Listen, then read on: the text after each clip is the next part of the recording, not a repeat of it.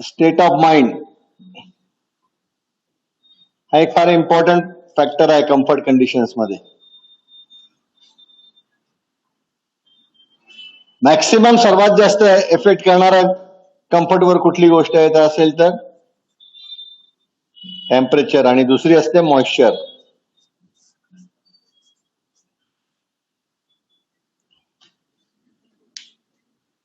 या गोष्टींमध्ये जर बदल झाला, या गोष्टीमध्ये प्रमाणाबाहेर या बॅलन्स, या दोघांचा बॅलन्स नसेल, पण प्रमाणाबाहेर याच्या गोष्टी, टेम्परेचर जास्त असेल तर प्रॉब्लेम होऊ शकतो, टेम्परेचर कमी असेल तरी प्रॉब्लेम होतो माणसाला, मॉइश्चर कंटेंट कमी जास्त झालं तरी आपल्याला कम्फर्ट डिस्कम्फर्टचं फिलिंग येतं.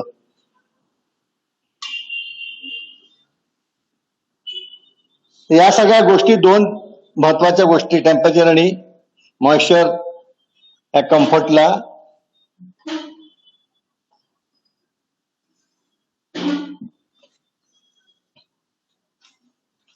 असे कुठले मॅटर्स आहे ज्याच्यामुळे कम्फर्ट कंडिशन डिस्टर्ब होऊ शकते. तर एक महत्वाचं म्हणजे हाय आणि low temperature related to surrounding. सराउंडिंगच्या रिलेशन मध्ये हाय आणि लो टेम्परेचर जर असेल तर माणसाला डिस्कम्फर्ट होऊ शकतो. हाय किंवा low moisture related to comfort to surrounding. High dust content, atmosphere मध्ये जास्त डस्ट असेल तरी कुणाला, बऱ्याच लोकांना डिस्कम्फर्ट फील होतं. हाय CO2 लेवल, पोल्युटंट लेवल वाढली, CO2 लेवल वाढलं तरी डिस्कम्फर्ट होऊ शकतं. रूमचं प्रेशर जरी एक्सेसिव्ह असेल तरी आपल्याला डिस्कम्फर्ट फील होतं. एअरची व्हेलॉसिटी, आपल्या सर्टन व्हेलॉसिटी, आपल्या शरीरावर जी एअर मुवमेंट असते, फॅननी जे चालू असतं किंवा घरामध्ये जे एअर मुवमेंट असतात, त्याची व्हेलॉसिटीची एक लिमिट असते. त्या लिमिटच्या वरती गेलं तरी आपल्याला डिस्कम्फर्ट फील होतं. एअर मुवमेंट त्याला आपण म्हणतो. आणि सर्वात महत्वाचं म्हणजे नॉइज एरिया. नॉइज एरिया जो असतो, नॉइज जर वाढला तर आपण म्हणतो नॉइज खूप नॉइजी, आवाज खूप जास्त आहे, तरी आपण त्याला कम्फर्ट फील, डिस्कम्फर्ट, या सगळ्या गोष्टी ज्या मी तुम्हाला सांगितल्या त्या सगळ्या गोष्टींनी कम्फर्टवर परिणाम होतो. It can be defined as any condition if any changes make the person uncomfortable. माणसाला अनकम्फर्टेबल करण्यामुळे, ज्या चेंजेस झाल्यामुळे माणसाला अनकम्फर्टेबल फील जिथे होतं त्याला आपण म्हणतो ते कंडिशन्स कम्फर्ट कंडिशन ला डिफाईन करता येतं. आता हे सगळं करण्यासाठी मग आपल्याला कम्फर्ट कंडिशनसाठी पहिली बेसिक पॅरामीटर काय असतं, माणसाचं नॉर्मल बॉडी टेम्परेचर काय असतं, कोण सांगू शकेल काय असतं normal body? 36 degree sorry Celsius. आणि फॅरनहाइट मध्ये काय असू शकतं? व्हॉट इज द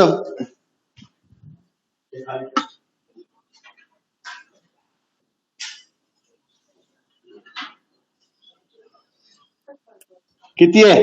आजकाल तर रोज टेम्परेचर घेतलं जात असेल तुमचं सगळीकडे.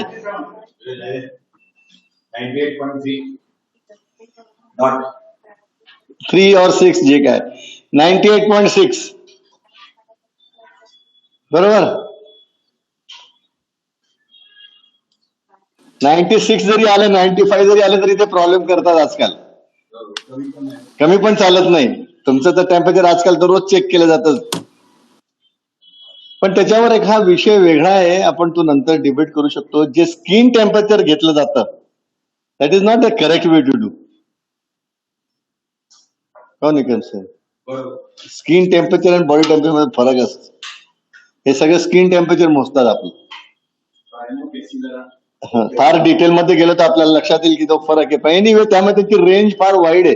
ते तुम्हाला 97 आलं तरी आतमध्ये टाकत नाही, 99 आलं तरी 100च्या 99च्या पुढे गेलं तर ते प्रॉब्लेम असं कन्सिडर करतात. ओके, सो हे टेम्परेचर आपल्याला कम्फर्ट कंडिशन मध्ये नेतं. आम्ही तुम्हाला कम्फर्ट कंडिशन सांगितल्या, परत एकदा सांगतो. कम्फर्ट कंडिशन्स ह्या temperature, moisture, air movement, dust, pollutant, CO2 level या सगळ्यांवर अवलंबून आहे. आणि मेन इज बॉडी टेम्परेचर.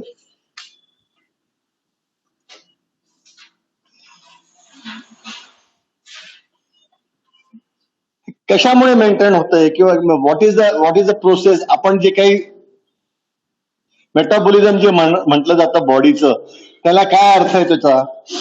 तुम्ही ऐकला असेल हा बऱ्याच वेळा हा शब्द मेटाबॉलिझम. बेसिकली काय होतं, जे काही आपण फूड घेतो, जे काही फूड आपण घेतो, whatever we take intake, आणि हे फूड जे होतं हे ऑक्सिडाइज होतं.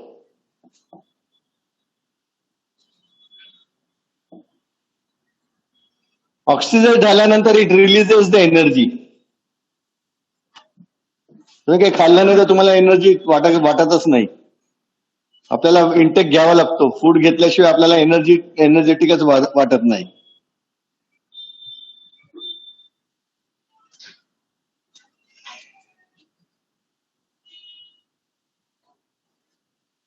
ऍक्च्युली काय होतं माहिती काय, ह्याला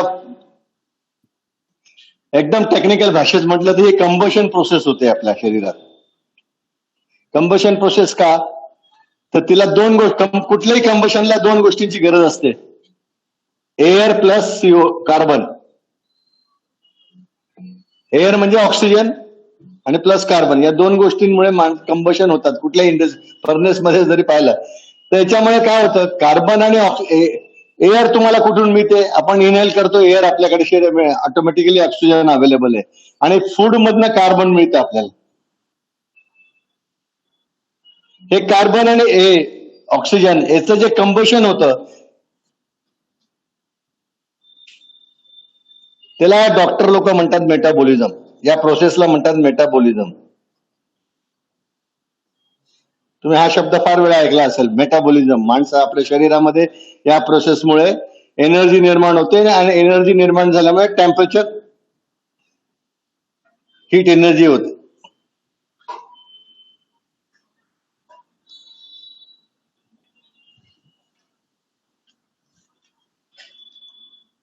तुम्ही बऱ्याच वेळा थर्मोस्टेट, टेम्परेचर कंट्रोल या सगळ्या गोष्टी ऐकल्या आहात. मला माहिती थर्मोस्टेटचं काय काम असतं, कुठल्याही टेम्परेचर कंट्रोलरचं काय काम असतं. फायनली त्यांचं एकच पर्पज असतं की कुठल्याही वस्तूचं टेम्परेचर मेंटेन करणं. कमी झालं तर सिस्टम ते कसं वाढवता येईल असं पाहिजे, जास्त झालं तर ते कमी कसं करता येईल असं पाहिजे. पण तुमच्या लक्षात आलंय का, या सगळ्या गोष्टीमध्ये आपली शरीर स्वतः, बॉडी ही एक टेम्परेचर कंट्रोलिंग स्वतः एक थर्मोस्टेट आहे. ते ही जी एक्सेस एनर्जी जी होते तयार, किंवा लेस एनर्जी, एक तर ती डिसिपेट करतं किंवा एब्झॉर्ब करतं, आणि सो दॅट त्याचा पर्पज एकच आहे बॉडीचं. थर्मोस्टॅटिक बॉडीचं कंट्रोल एकच आहे, 98.6 मेंटेन करणे. हे मेंटेन नाही झालं तर बिघाड झालाय, म्हणजे सिस्टम फेल्युअर झाली, म्हणजे बिघाड झाला, म्हणजे यू आर सिक. शेवटी काय आहे की बॉडी एक त्याचं थर्मोस्टॅटिक कंट्रोल.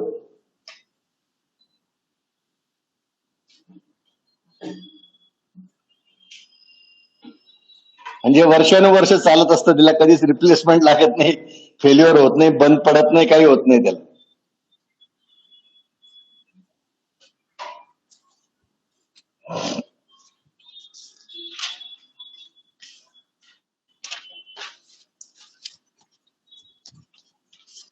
इथे पण आपल्या शरीराला सुद्धा तोच प्रिन्सिपल लागू होतो.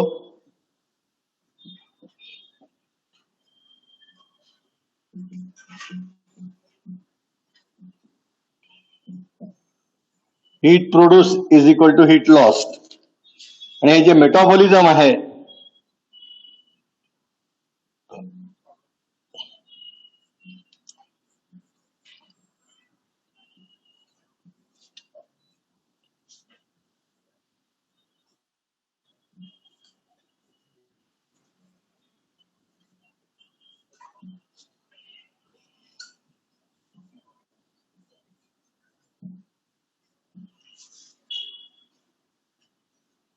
हे मेटाबॉलिझम जे आहे, एम बीटीयू पर आवर, जे काही हीट प्रोड्यूस होते that is equal to heat loss. म्हणजे एक तर सेन्सिबल हीट लॉस, ती समर विंटर प्रमाणे ती प्लस मायनस होऊ शकते शरीरातनं. Either you can gain, either you can lose, depending on the condition. Similarly radiant heat, बॉडीचं रेडियंट, आपण रेडियंट हीट कुठल्याही टेम्परेचरचा डिफरन्स असेल तर बॉडी रेडिएट करते हीट.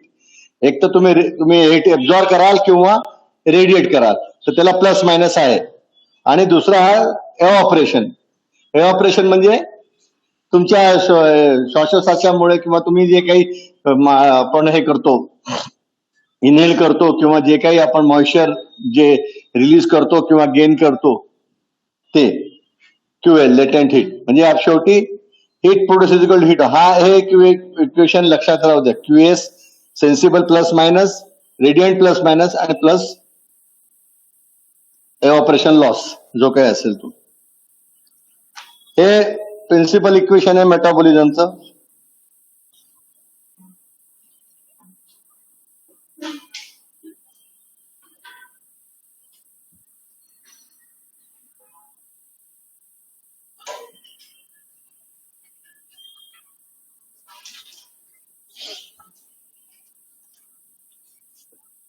जगभरामध्ये फार मोठ्या प्रमाणात याच्यावर स्टडी केलेला आहे. एश्रेनी काही डाटा पब्लिश केला आहे, इश्रेनी काही डाटा पब्लिश केलेला आहे.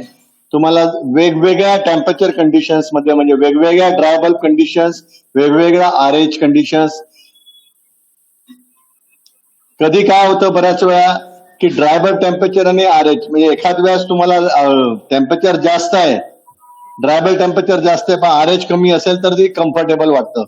किंवा टेम्परेचर एखाद वेळेस कमी आहे पण आरएच खूप जास्त आहे तर डिस्कम्फर्ट सुद्धा वाटतं. मुंबईमध्ये आपल्याला बऱ्याच वेळा डिस्कम्फर्ट फील होतो. टेम्परेचर काही जास्त नसतं, 30 डिग्री सेंटीग्रेडला सुद्धा मुंबईला डिस्कम्फर्ट फील होतं बिकॉज आरएच इज हाय.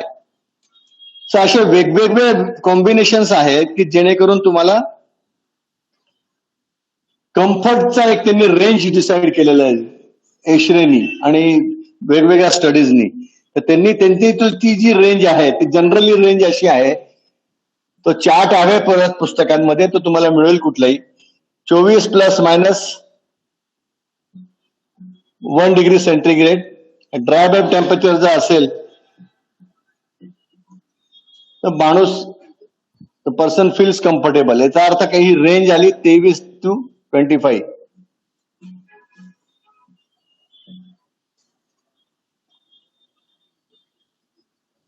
आणि रिलेटिव्ह ह्युमिडिटी त्याच वेळेस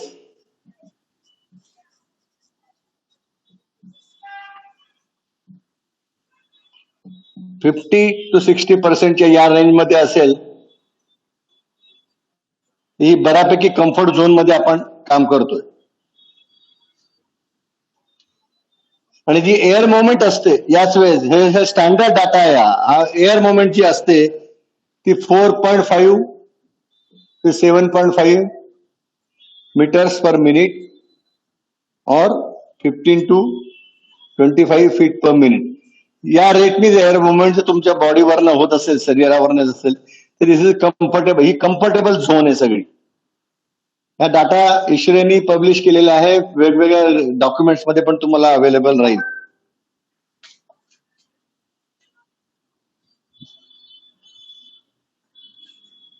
मगाशी मी सांगितल्याप्रमाणे हाय टेम्परेचर लो आरएच सुद्धा तुम्हाला कम्फर्ट देऊ शकतं किंवा हाय आरएच आणि लो टेम्परेचर सुद्धा कम्फर्ट देऊ शकतं. Depends on the various combinations. पण जनरली हा जो चौकोन आहे किंवा हे काही डाटा, हा जो डाटा दिलेला आहे तो युनिव्हर्सली एक्सेप्टेड कम्फर्ट कंडिशन आहे जगभरामध्ये.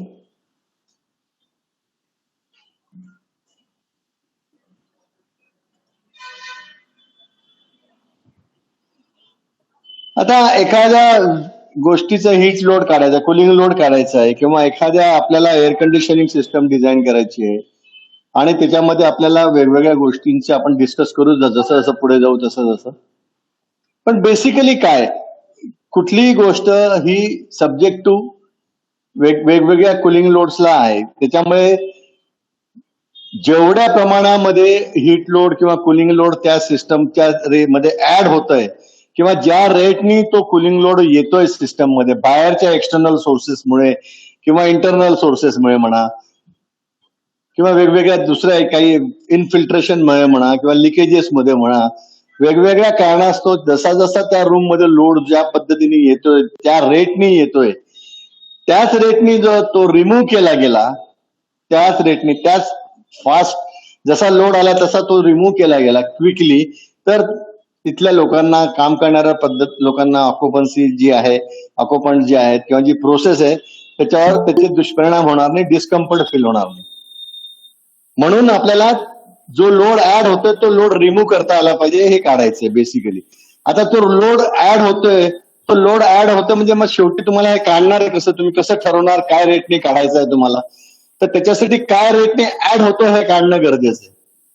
म्हणजे सिस्टम मध्ये लोड जे येतोय कसा, कुठल्या कुठल्या प्रकारे येतोय, काय रेटने येतोय, काय याला काय वेगवेगळे रिझन्स आहेत, त्या पद्धतीने तो जेव्हा तुम्हाला त्याचा रेट एडिशन जे रेट जर तुम्हाला मिळाला तर त्याला रिमूव्ह करताना तुम्हाला तो रेट डिसाईड करायचा आणि तो तुम्हाला सोपं जाईल. तुम्हाला माहिती असेल किती लोड ऍड होतोय तर लोड काढणं सुद्धा सोपं जाईल. ओके सर, तर आपण आता लोड आपण काय करणार आहोत की आपण स्टडी करणार आहोत प्रत्येक कुठले कुठले व्हेरियस लोड्स येतात आपल्याकडे आहेत. तुम्हाला मध्यंतरी सुरुवातीला मला वाटतं 3-4 आठवड्यापूर्वी काही डॉक्युमेंट्स मेल केलेले होते, काही टेबल्स मेल केलेले होते सुबोधनी, वेगवेगळ्या टेबल्स. तर तुम्हाला मी मागे काल परवा मेसेज दिलेला आहे की तो ओपन केला तर बरं होईल तुमच्याकडे. आपण त्या टेबल्सवर येऊच हळूहळू, पण व्हेरियस लोड्सवर जर आपण सर्वात पहिले जर डिस्कस करायचं ठरवलं आणि सर्वात महत्वाचा, सर्वात पहिला अट्रॅक्ट होतो आपण जे आपल्या डोक्यात देतो तो लोड म्हणजे सोलर लोड. सर्वात जास्त कॉन्ट्रीब्युशन कुठून असेल तर सोलर, सूर्यामुळे, सनमुळे.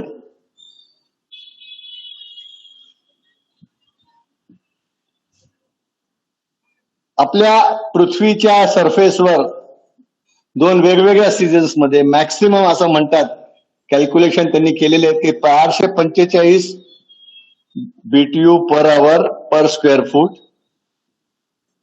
ते 415 BTU per hour per square foot of earth area, या दोन रेंज मध्ये एवढा हीट गेन होत असतो because of sun on the earth surface.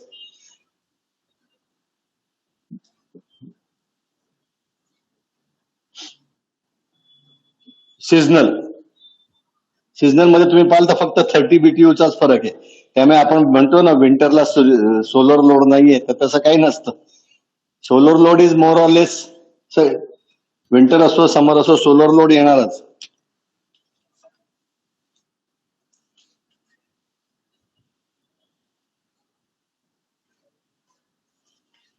थोडक्यात काय की greatest source of heat is sun and solar.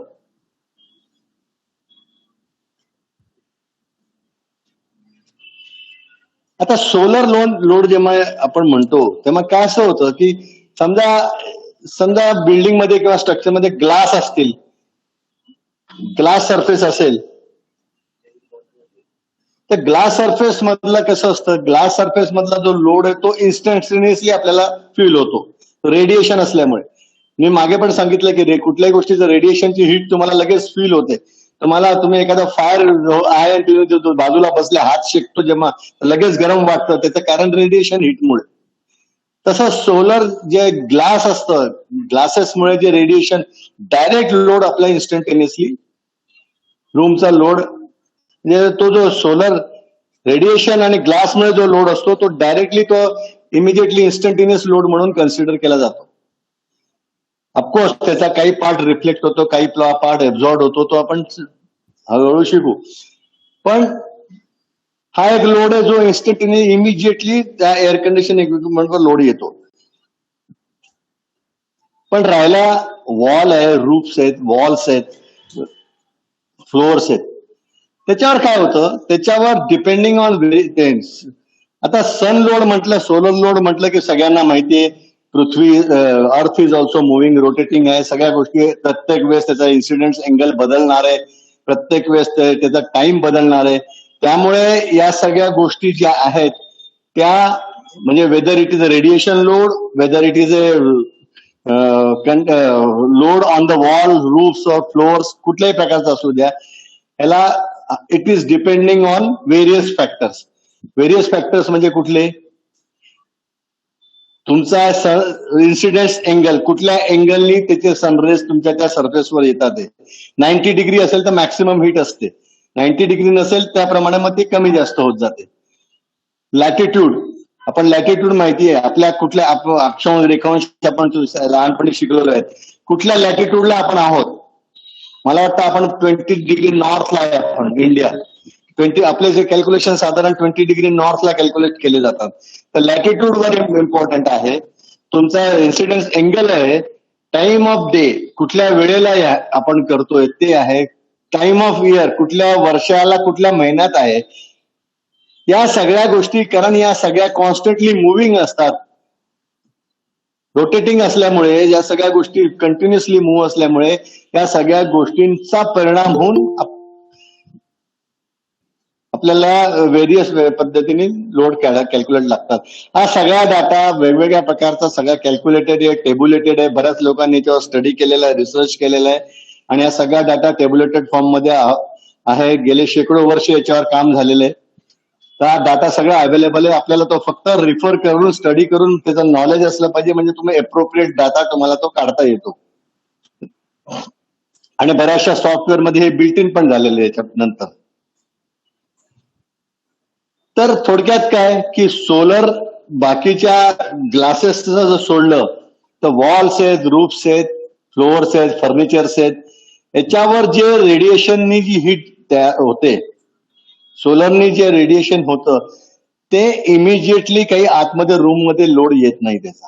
कारण तुमचा जो रूफ, जो मास असतो बिल्डिंगचा, जो स्ट्रक्चर असतो, ते स्ट्रक्चर ते हीट रेडिएट एनर्जी एब्झॉर्ब करतात आणि ती एब्झॉर्ब केल्यानंतर ती हळूहळू हळूहळू त्याचं टेम्परेचर वाढतं आणि एकदा काय ते टेम्परेचर, रूम टेम्परेचर जास्त झालं की ते परत रूम मध्ये कंडक्ट करतात.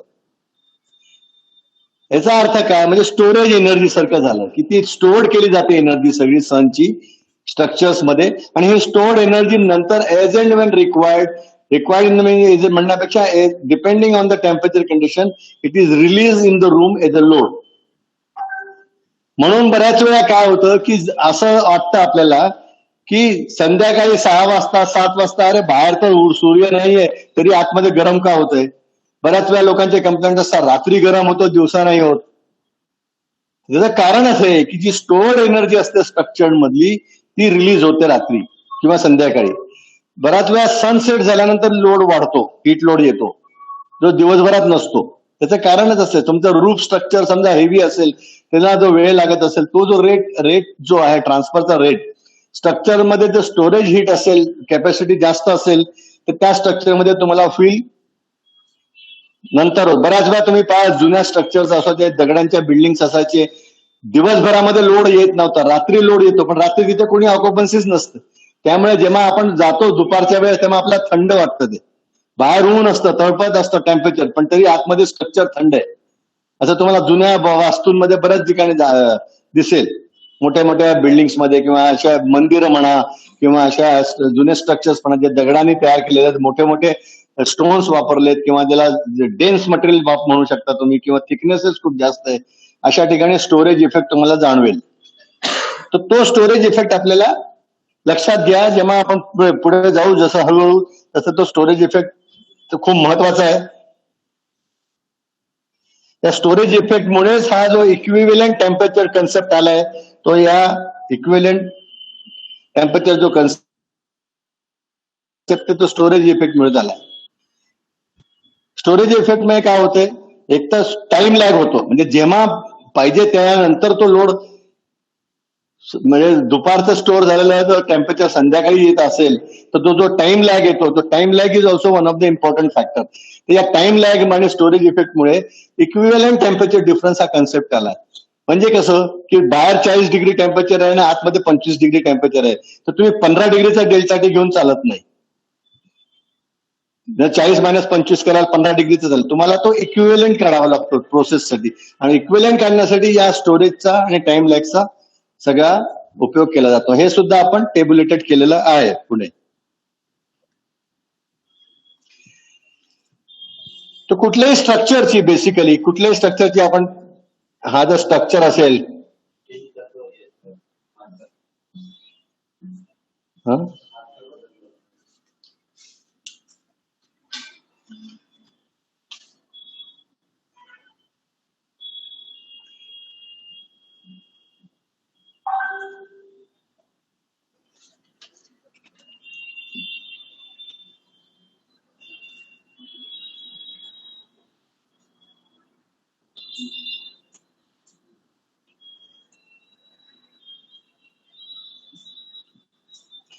कुठल्याही स्ट्रक्चरच्या अक्रॉस जर आपल्याला जायचं असेल काढायचं असेल हीट ट्रान्सफरची क्वांटिटी काढायची असेल तर त्याला एकच बेसिक फॉर्म्युला आहे टेम्परेचर ऑफ वॉर्म एअर आणि टेम्परेचर ऑफ कूल एअर हे दोन आपल्याला घ्यावे लागतात.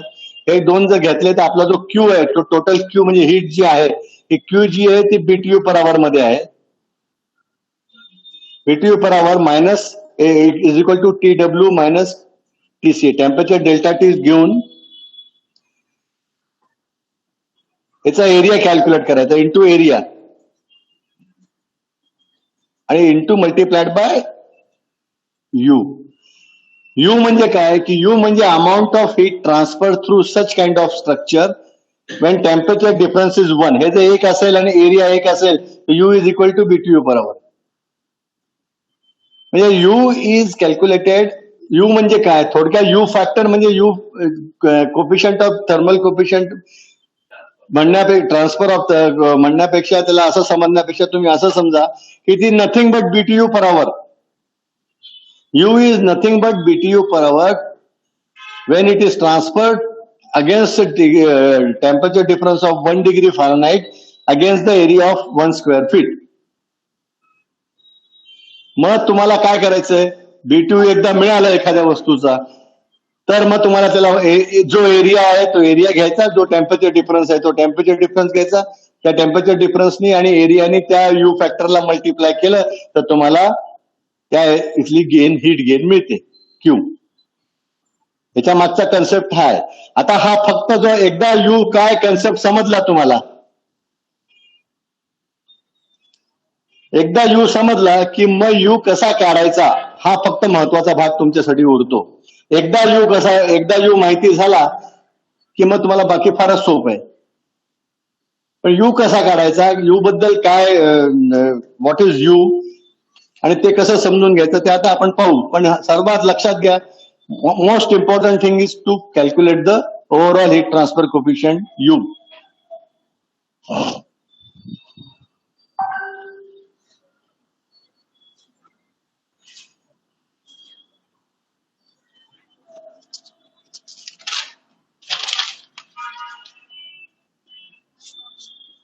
एक एक्झाम्पल घेऊ तुम्हीच कॅल्क्युलेट करा.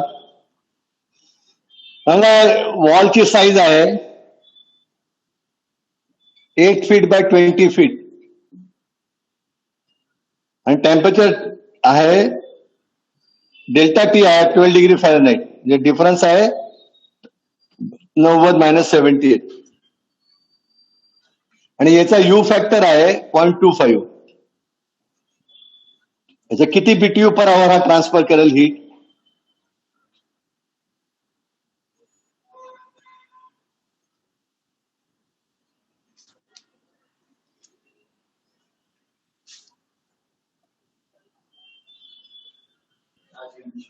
हम्म 350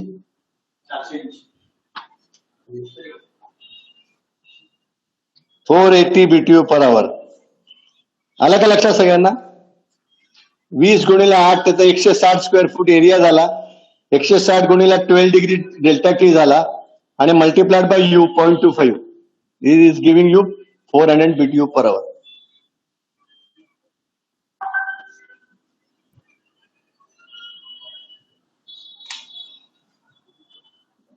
तुम्ही लक्षात घ्या ही गोष्ट की यू किती इम्पॉर्टंट आहे यूचं अंडरस्टँडिंग. हा बोला बोला बोला. हा तर एकदा परत आला होता. हॅलो परत परत समजून सांगा प्लीज. काय सांगू परत कुठला भाग सांगू. हॅलो तुम्ही क्वेश्चन सांगितलं त्यावेळेस नेमका फोन आला ते राहून गेलो. नाही, कुठला पाहिजे तुला? यू पाहिजे का समजून? हा हा प्रॉब्लेम पाहिजे का? हा प्रॉब्लेम हा प्रॉब्लेम असा हो आहे सर हो सर की भिंत आहे, भिंत आहे, वॉल आहे, त्याचा एरिया आहे 8 फूट बाय 20 फीट, त्याचे डायमेन्शन आहे म्हणजे 20 फूट लांब आणि 8 फूट उंच समजा, रुंद. हॅलो हॅलो हो सर. हा, येतोय का आवाज? आता याचा एरिया किती झाला? 8 बाय 20 चा एरिया किती झाला? 160. 160. 160 स्क्वेअर फूटचा एरिया झाला. ओके, आपला फॉर्म्युला काय आहे? U hmm. आपला काय formula? BTU per hour Q is equal to U into area into delta T. Okay, U आपल्याला दिलाय 0.25 यू दिलाय, एरिया झाला 160 आणि डेल्टा टी दिलाय 12. त्याचं कॅल्क्युलेशन जर केलं तुम्ही तर 480 बीटीयू एवढी हीट पर आवर या वॉल मधनं, या टेम्परेचर डेल्टा या 12 डिग्री फॅरेनहाइटच्या अगेन्स्ट या वॉल मधनं 480 बीटीयू पर आवर हीट ट्रान्सफर होईल. ओके, ह्या गोष्टी दिलेल्या आहेत तुम्हाला. 0.25 ओके त्याचा सर, यू थँक्यू. दिलेला आहे, अझ्युम करायचं आता सध्या.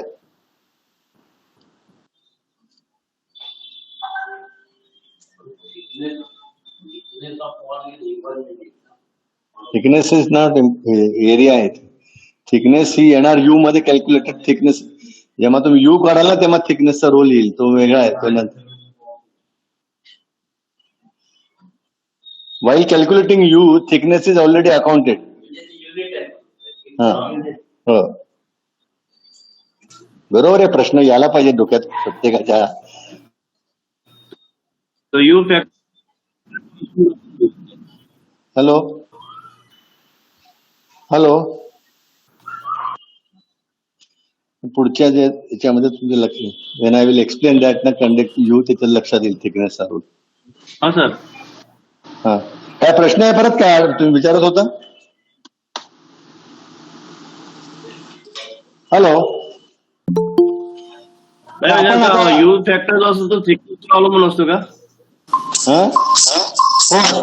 असतो. आपण तो शिकू पुढे, पुढच्या लेक्चर्स मध्ये आपण शिकू तो का त्याचा काय परिणाम आहे थिकनेसमुळे. हॅलो हॅलो, आवाज येतो?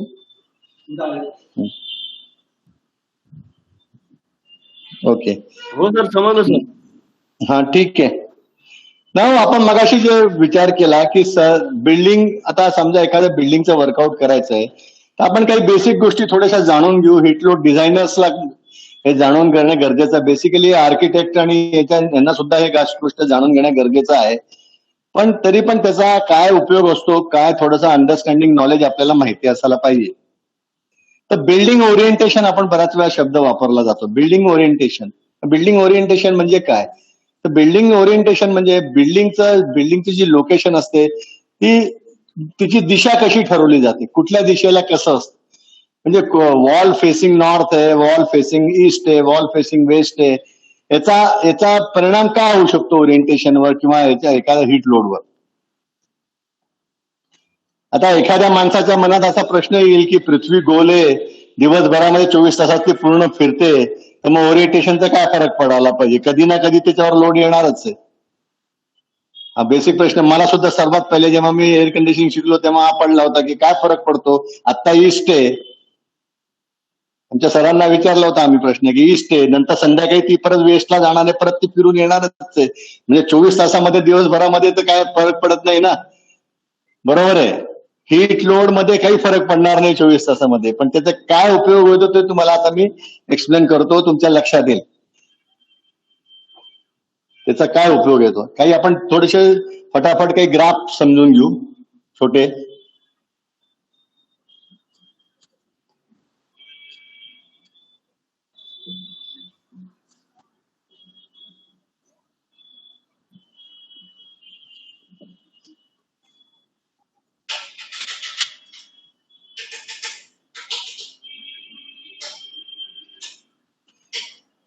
ड्रॉइंगवर जास्त डोकं नका लावू, फक्त समजून घ्यायचा प्रश्न करा. ही ईस्ट लोकेशन स्पेसिंग आहे. सोलर लोड याचा जो ग्राफ येतो ना तो असा येणार आहे.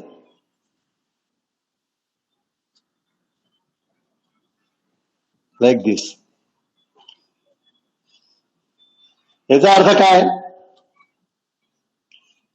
की सकाळी 6 वाजताच्या सुमारास लोड असा आहे तो वाढत जातो 12 पर्यंत पीक जातो. 12 नंतर जो जो ड्रॉप होतो तो परत 6 वाजेस्तो असा ड्रॉप होतो जे ईस्ट लोड फेसिंग असेल तर. हे तुम्हाला प्रेझेंटेशन मध्ये दिलेले आहेत. तुम्ही हे सगळे आपण पाठवलेले आहेत तुम्हाला.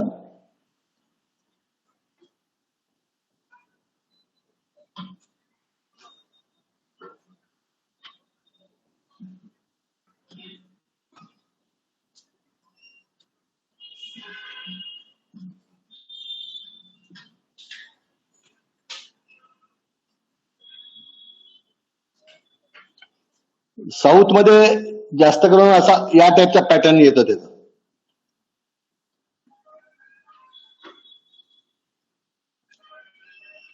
बारा नंतर ते 6 PM पर्यंत तो जास्त लोड देतो नंतर परत ड्रॉप होतो.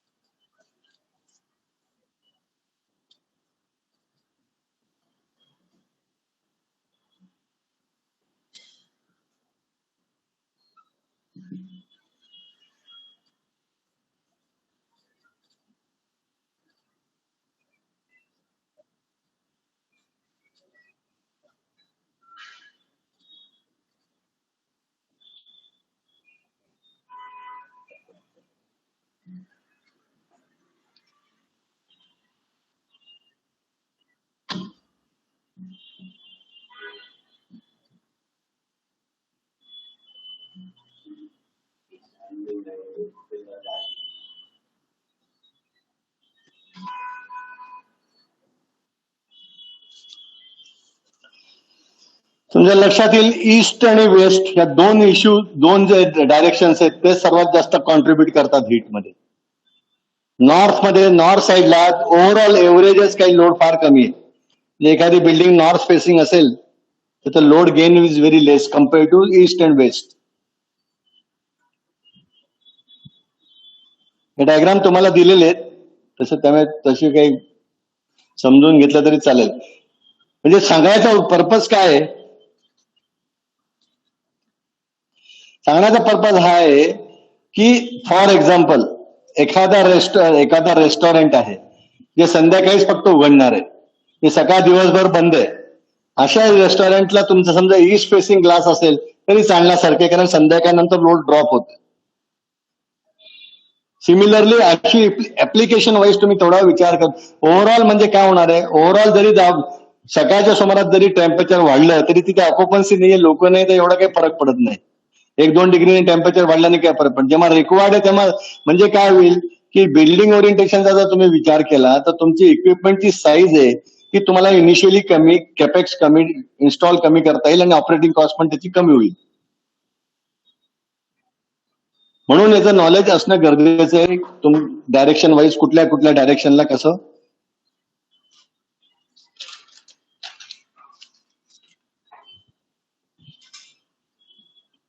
हे तुम्हाला प्रेझेंटेशन मध्ये दिलेलं आहे, तुम्हाला त्याच्यावर डिटेल स्टडी करता येईल नंतर. हे फक्त मी तुम्हाला रेफरन्स साठी सांगितलं.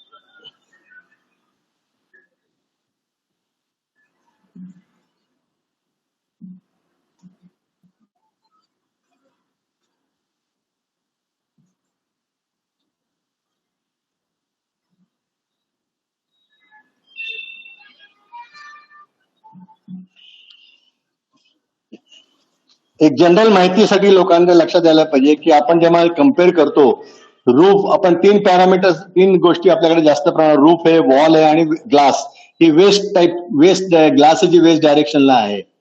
तर तुमच्या लक्षात ग्राफ ह्याच्यासाठी ड्रॉ केलाय की याचा हीट गेन तुम्ही कम्पेअर टू रूफ आणि वॉल, ग्लास मधलं heat gain if you see is very high compare to. म्हणजे काय की कुठलंही एअर कंडिशनिंग डिझाईन करताना ग्लास जे वेस्ट फेसिंग असेल आणि दिवसभरामधलं त्याचं वर्किंग आवर्स त्याच्या असतील, ऑफिस आवर्स, आणि वेस्ट फेसिंग असेल तर त्याच्यावर लक्ष ठेवणं किंवा त्याला कन्सिडर करणं महत्वाचं आहे. Glass is contributing a huge amount of energy by increasing the heat load in the system. त्यामुळे ते हा ग्राफ दाखवायचा उद्देश तोच आहे की रूफ आणि वॉलच्या 8 mm तुम्ही सकाळपासून संध्याकाळपर्यंत तो ग्राफ काढला तर या ग्राफचं पॅटर्न हे असं जातं. वेस्ट ग्लास जो आहे तो सर्वात जास्त एनर्जी कंझ्युम करतो. This is just to know you त्या दोघांमध्ये वॉल आणि ग्लास आणि याच्यामध्ये काय फरक आहे.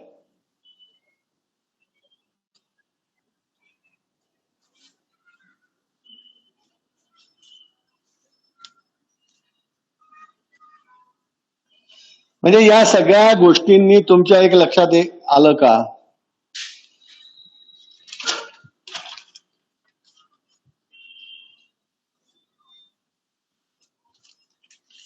फार महत्वाचं आहे. याच्यामध्ये आपण जे आतापर्यंत बोललो आहोत त्याच्यावरनं एक महत्वाची गोष्ट तुमच्या लक्षात आली असेल तर मी सांगतो ती, very important to note.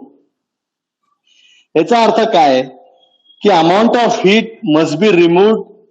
Cooling load करायला amount of heat that must be removed हे आपल्याला माहिती, पण that is not always equal to what you are gaining it.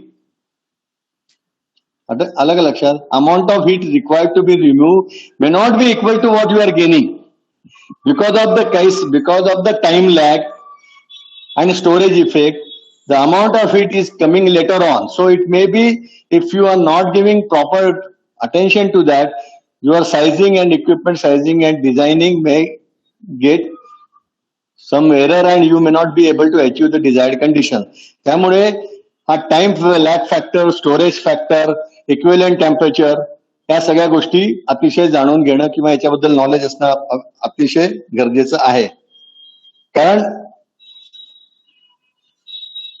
हा जो कन्सेप्ट होता की जी हीट गेन येते तेवढी हीट रिमूव्ह केले की आपलं संपलं काम, that is not always true, because it is not equal. What is gain by the structure is not exactly what is coming during that time. It may be different. So cumulative result, cumulative effect आपल्याला काढावा लागतो.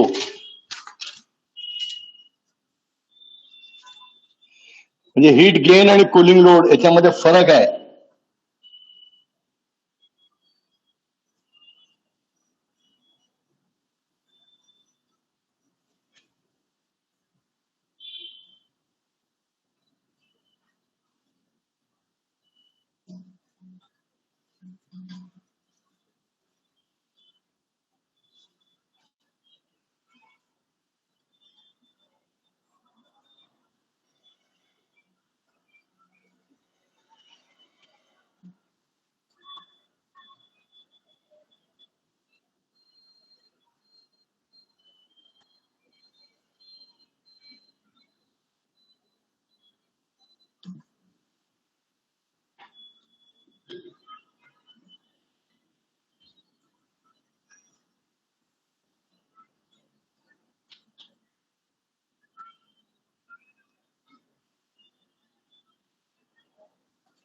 हा जो curve आहे हा instantaneous हीटचा आहे.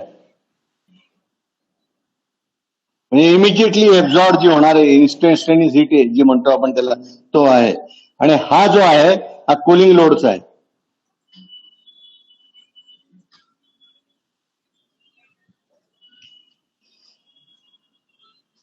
तुमच्या लक्षात येईल की जो स्टर्नल जो आहे इन्स्टंटेनियसली हीट जरी या टाईपची गेन जरी झाली असेल तरी बिकॉज ऑफ द स्टोरेज, हा स्टोरेज मुळे जो रूम लोड ऍक्च्युअली आहे तो रूमला हा कर्व फॉलो करतो. आणि ही जी ही जी आहे ही स्टोर्ड एनर्जी, ही रिमूव्हल ऑफ स्टोर्ड एनर्जी, ही जी सगळी स्टोर्ड एनर्जी याच्यासाठी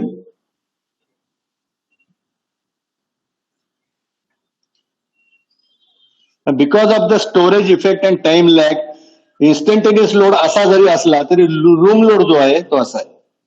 त्यामुळे equipment you can size according to the room load.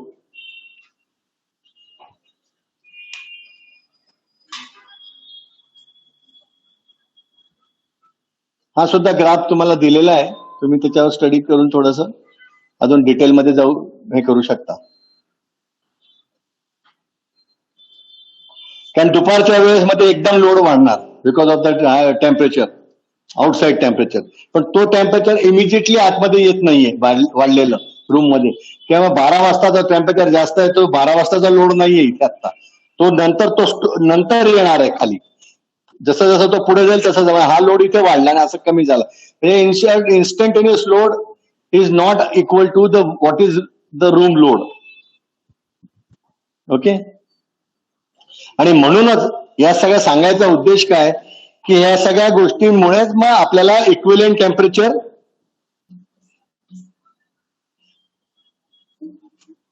म्हणजे बाहेर 40 आणि आतमध्ये 25 आहे तर आपण डायरेक्ट 15 डिग्रीचा डिफरन्स घेत नाही.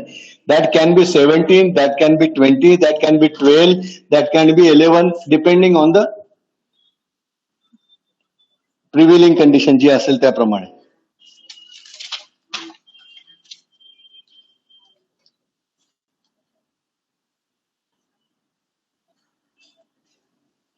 थोडक्यात त्याचा परत जर एक ब्रॉड डायग्राम करायचा असला, काय डायग्रामने गोष्ट लोक थोडं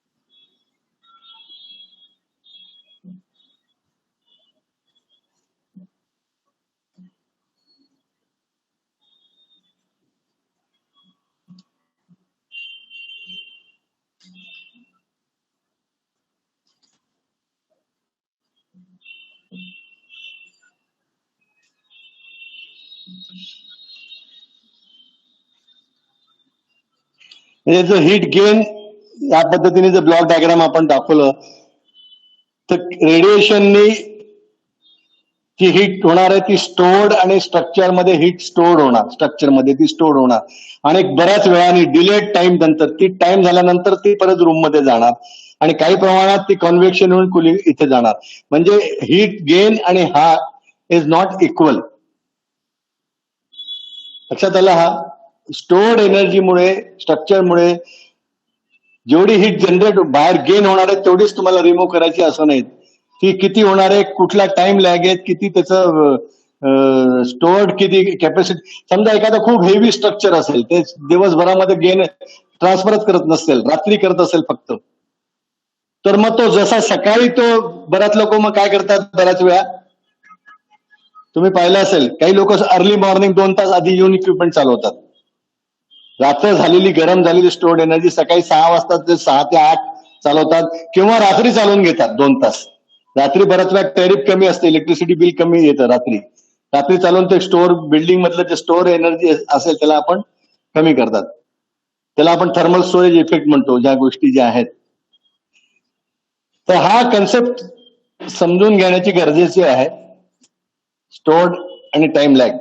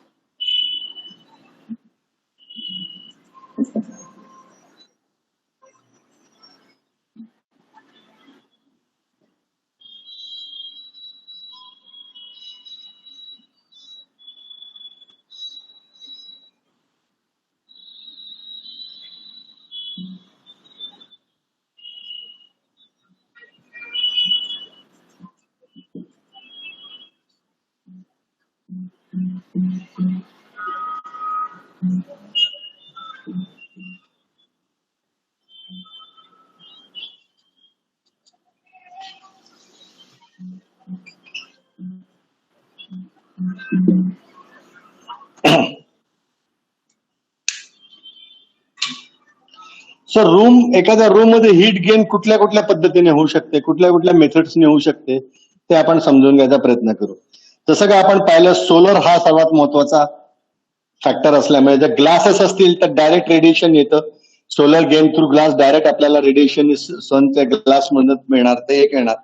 दुसरं, रेडिएशनमुळे काही amount of heat is absorbed in the glass.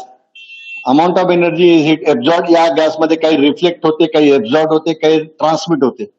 तर जी एब्झॉर्ब झालेली हीट आहे ती त्या ग्लासचं टेम्परेचर इन्क्रीज करतं. ते टेम्परेचर जर इन्क्रीज झालं तर because of that this temperature and this temperature is less, Q glass म्हणजे याच्या ग्लासच्या कंडक्शनमुळे पण हीट ट्रान्सफर होतं. म्हणजे ग्लास हे दोन प्रकारची हीट ट्रान्सफर करतं, लक्षात घ्या. आपल्या कॅल्क्युलेशन शीटमध्ये पण आपण पुढे जेव्हा पाहू तेव्हा आपल्या लक्षात येईल. One is directly by radiation, direct रेडिएशननी येते. आणि दुसरी because of the heat absorbed आणि ग्लासचं टेम्परेचर वाढत जातं. जसं जसं टेम्परेचर वाढत जातं ते रूम टेम्परेचर पेक्षा जास्त झालं की ते ग्लासच्या यू फॅक्टरने, गॅसच्या कंडक्टिव्हिटी मटेरियलने जे काही कंडक्टिव्हिटी असेल ग्लासची त्याप्रमाणे ते हीट ट्रान्सफर करेल. म्हणजे ग्लास इज रेडिएशनने पण हीट देतं आणि ग्लास ही कंडक्शनने पण हीट ट्रान्सफर करतो. हा जो बाण दाखवला आहे तो एक इन्फिल्ट्रेशनचा बाण दाखवला आहे. आता इन्फिल्ट्रेशन म्हणजे कशामुळे, इन्फिल्ट्रेशनचं आपण डिटेलमध्ये जेव्हा स्टडी करूच, पण इन्फिल्ट्रेशन म्हणजे या बिल्डिंगमध्ये जर बाहेरने एअरचे काही लिकेजेस असतील, क्रॅक्स असतील भिंतीमध्ये, डोअरचे क्रॅक्स म्हणा किंवा कशा दुसऱ्या पद्धतीचे क्रॅक्स असतील आणि बाहेरची आउटसाइड एअर आतमध्ये जर येत असेल बिकॉज ऑफ द लिकेज, तर ती बाहेरची एअर जी आहे तिच्या टेम्परेचर आणि मॉइश्चर कंडिशन्स वेगवेगळ्या आहेत. तर ती एअर आतमध्ये आल्यामुळे त्याच्यामुळे जो काही सिस्टमवर याच्यावर लोड येईल, टोटल क्यूबवर जो लोड येईल तो त्याला इन्फिल्ट्रेशन लोड म्हणतात. म्हणजे because of the air leakage infiltration load येऊ शकतो. आता राहिली वॉल. वॉलवर सुद्धा काय होणार आहे, wall because of the solar radiation, time lag, storage effect, हे सगळं आपण आता सगळं स्टडी केलं. हे स्टडी केल्यानंतर या वॉलचं टेम्परेचर वाढणार आहे. तर टेम्परेचर वाढलं की बिकॉज ऑफ या वॉलची जी काही कंडक्टिव्ह कॅपॅसिटी आहे, वॉलची जी हीट ट्रान्सफर करण्याची जी कॅपॅसिटी आहे किंवा जो काही यू असणार आहे त्या यू मुळे जो काही लोड येईल that is Q wall. Similarly हा क्यू वॉल येणार आहे, हा फ्लोअरमुळे पण तसा सेम क्यू येणार आहे आणि रूफमुळे सुद्धा येणार आहे. रूफमुळे सुद्धा टेम्परेचर वाढल्यामुळे, रूफचं टेम्परेचर आणि रूमचं टेम्परेचर वाढल्यामुळे जो काही ट्रान्सफर, रूफमुळे जो हीट ट्रान्सफर होणार आहे, हा डायरेक्ट एक्सपोज रूफ असेल तर जास्त प्रमाणात एअर ट्रान्सफर येईल. जर याच्यामध्ये रूफमध्ये जर फॉल सिलिंग असेल, आतमध्ये सिलिंग असेल, तर त्याचं प्रमाण कमी होईल. रूफ डायरेक्ट एक्सपोज असेल तर जास्त प्रमाणात होईल. म्हणजे आपल्या काय झालं स्टडी करून, वॉल झाला, रूफ झाले, फ्लोअर झाले, ग्लास झाले, इन्फिल्ट्रेशन झालं, म्हणजे बिल्डिंगचा सगळा भाग झाला. ह्याला आपण म्हणतो, या सगळ्या गोष्टीला म्हणतो आपण एक्सटर्नल लोड. लक्षात घ्या, इंटरनल लोड आणि एक्सटर्नल लोड. जसं नाव सजेस्ट करतं एक्सटर्नल इंटरनल, त्या नावामध्ये जो अर्थ आहे त्या अर्थानुसार एक्सटर्नल लोड म्हणजे बिल्डिंग एन्व्हलपच्या बाहेरच्या लोड त्यामुळे जो काही हीट लोड वाढणार आहे तो एक्सटर्नल लोड, आणि आतमधला जो वाढणार आहे तो इंटरनल लोड. आता एक्सटर्नल लोड स्टडी केल्यानंतर इंटरनल लोड काय असू शकतात? ते इंटरनल लोड काय असू, आतमध्ये समजा एखादं कम्प्युटर आहे, मशीन्स आहे, कुठले इक्विपमेंट्स आहे, त्याला एनर्जी आहे, मोटर लावलेली आहे, इक्विपमेंट, तर इक्विपमेंटचा लोड, इक्विपमेंट काही जी काही एनर्जी डिसिपेट करणार आहे, हीट एनर्जी वाढणार आहे इक्विपमेंटमुळे, ती या इक्विपमेंट लोड मध्ये ऍड होईल. So that is contributing equipment load. दुसरं काय करणार आहे? लाईट्स, ट्यूब लाईट्स आहेत, एलईडी लाईट्स आहेत, कुठलेही लाईट्स असतील, रूम मधले जे लाईट्स असतील त्याचे ते सुद्धा कॉन्ट्रीब्युट करणारे electrical load. So electrical load, तो इक्विपमेंट लोड आणि इलेक्ट्रिकल लोड हा इंटरनल पार्ट झाला. तसंच माणसं, ऑक्युपन्सी, आपण डिपेंडिंग आपल्या ऍक्टिव्हिटीजने आपण पण हीट जनरेट करत असतो. आपण दोन्ही टाईपचे हीट जनरेट करतो, एक सेन्सिबल हीट पण करतो, लॅटंट हीट पण करतो. लॅटंट हीट कारण आपला मॉइश्चर इनहेल करत असतो, मॉइश्चर एक्सेल करत असतो. तर माणसांमुळे दोन्ही प्रकारच्या हीट मध्ये परिणाम होतो, एक सेन्सिबल हीट मध्ये परिणाम होतो आणि लॅटंट हीट मध्ये परिणाम होतो, जो इंटरनल पार्ट. तसाच इन्फिल्ट्रेशन जे आपण मगाशी स्टडी केलं विच इज एक्सटर्नल लोड, त्याच्यामध्ये सुद्धा दोन प्रकारच्या हीट फरक पडतो. कारण का? कारण एअर जी बाहेरची येणार आहे, आपल्याला त्यातलं मॉइश्चर कंटेंट माहिती नाहीये. ते मॉइश्चर कंटेंट रूमच्या मॉइश्चर कंटेंट पेक्षा जर जास्त असेल तर आतलं मॉइश्चर लेवल वाढेल. त्यामुळे इन्फिल्ट्रेशन जी आहे that also contribute to type of load, one is sensible and one is latent. बाकी हे सगळे wall, roof, floor, electrical equipment, या सगळ्या गोष्टी फक्त सेन्सिबल लोड मध्ये इन्क्रीज करतात, ज्याने टेम्परेचर इन्क्रीज होतं, जिथं सेन्सिबल लोड वाढतोय. आपण बऱ्याच वेळा शिकलोय की जिथं टेम्परेचर चेंजेस जिथे येतात तिथे सेन्सिबल लोडचा परिणाम होतो, आणि तिथे फक्त मॉइश्चर लेवल मध्ये फरक पडेल, तिथे लेटेंट लोड पडेल. तर या सिच्युएशनला लेटेंट लोड फक्त आत्ताच्या परिस्थितीमध्ये पीपल आणि इन्फिल्ट्रेशन, बाहेरची हवा, याच्यामुळे लेटेंट लोड वाढतो. आणि याच्या व्यतिरिक्त काही त्याच्यामध्ये वॉटर प्रोड्युसिंग लिकेज आहे, स्टीम प्रोड्युसिंग गोष्टी असते, स्टीम कॅटल आहे, किंवा तुमचं ऑटोक्लेव्ह आहे, किंवा तुम्ही चाय मेकिंग मशीन आहे, टी मेकिंग मशीन आहे, ज्याच्यामध्ये पाणी वाफ होऊ शकते, काही लोड वाढू शकतं. तर अशामुळे सुद्धा लेटेंट लोड वाढू शकतो. पण हे झाले आपले सगळे sensible and latent load. Plus हा दाखवला इथे मी पार्टिशन. पार्टिशन म्हणजे काय की जी गोष्ट एक्सपोज नाहीये, एअर कंडिशनिंग एरियामध्ये आहे, पण हा जो भाग आहे तो एक्सपोज टू सन नाहीये. When it is not exposed to sun, that is considered as a partition. आणि मग याचा सुद्धा इक्विलंट टेम्परेचर किंवा सॉफ्टवेअर मध्ये आपण किती डेल्टा टी घ्यायला पाहिजे तो याच्या पार्टिशन मध्ये तो पण आपण नमूद केलेला आहे, मेन्शन केला आहे. जेव्हा आपण हीट लोड कॅल्क्युलेशन करू त्यावेळेस आपण पार्टिशनचं डिस्कस करू.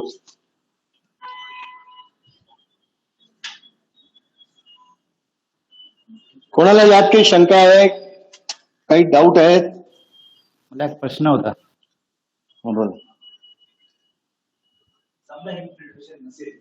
इन्फिल्ट्रेशन नसेल, हा हा,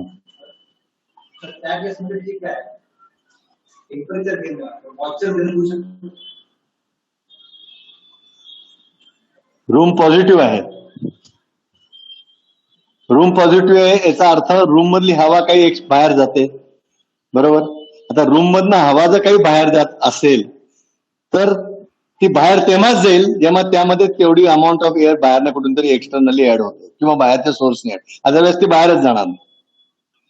तो कन्सेप्ट लक्षात घ्या. When if your room is positive and some air is leaking through the door, याचा अर्थ तुम्हाला that is more pressurise on this. Sir तुम्हाला ती जो लॉस आहे तो कुठेतरी मेकअप करावा लागेल. तो लॉस 100 CFM जर दरवाज्यातनं बाहेर जाता जे तर तो 100 CFM मेकअप करावा लागेल. मेकअप करायला तुम्हाला काय सोर्स आहे दुसरा फ्रेश एअर शिवाय? तुम्हाला फ्रेश एअरच घ्यावा लागेल किंवा मग दुसऱ्या एखाद्या एजू मधनं कॅब घ्यावा लागेल, बाजूच्या एरियातनं घ्यावं लागेल. पण ते तर घ्यावं लागेल ना. ते नाही घेतलं तर 100 जाणार पण नाही. It is as good as simple. तुमच्या रिसिव्हर मधनं जर तुम्ही ड्रॉ नाही केलं तर त्यातच फिलिंगच होणार नाही. हा हा हा बाहेर समजा बाहेर मॉइश्चर जास्त आहे आणि रूम मध्ये मॉइश्चर कमी, तिकडचं मॉइश्चर इकडे ऍड होईल का? त्या पॉइंटला नाही ऍड होणार, पण तुम्ही फ्रेश एअर जिथून घेताय तिथून ते मॉइश्चर होऊन त्याचा प्रश्न आहे की त्या पॉइंट समजा त्या दरवाजाच्या फटीतून बाहेर चालली हवा तर वेदर मॉइश्चर कॅन एंटर. त्याचा प्रश्न थोडा मला लक्षात आला, तो थोडा ट्रिकी आहे. तो याचा अर्थ असा आहे, वॉट ही इज आस्किंग खूप जास्त म्हणजे बाहेरचं वेपर प्रेशर जास्त म्हणजे बाहेरची मॉइश्चर लेवल खूप जास्त आहे, रेनी सीझन आहे आणि इथली मॉइश्चर लेवल कमी आहे, तर देर इज अ पॉसिबिलिटी ते तुमच्या याच्यातनं नाही बिल्डिंग मधनच येत राहणार आहे मॉइश्चर. प्रत्येक याच्यातनं येत राहणार आहे. मग म्हणून तर वेपर व्हॅली ट्रीटमेंट लागते. हा वेगळा इश्यू आहे. Moisture transfer of moisture is not dependent on temperature. Transfer of moisture is depending on the vapor pressure the existing between the room and outside. That depend.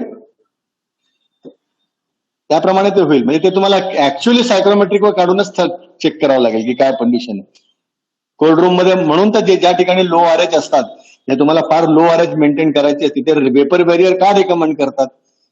की temperature जरी कमी असलं तरी moisture chances आहेत यायचे because of the pressure.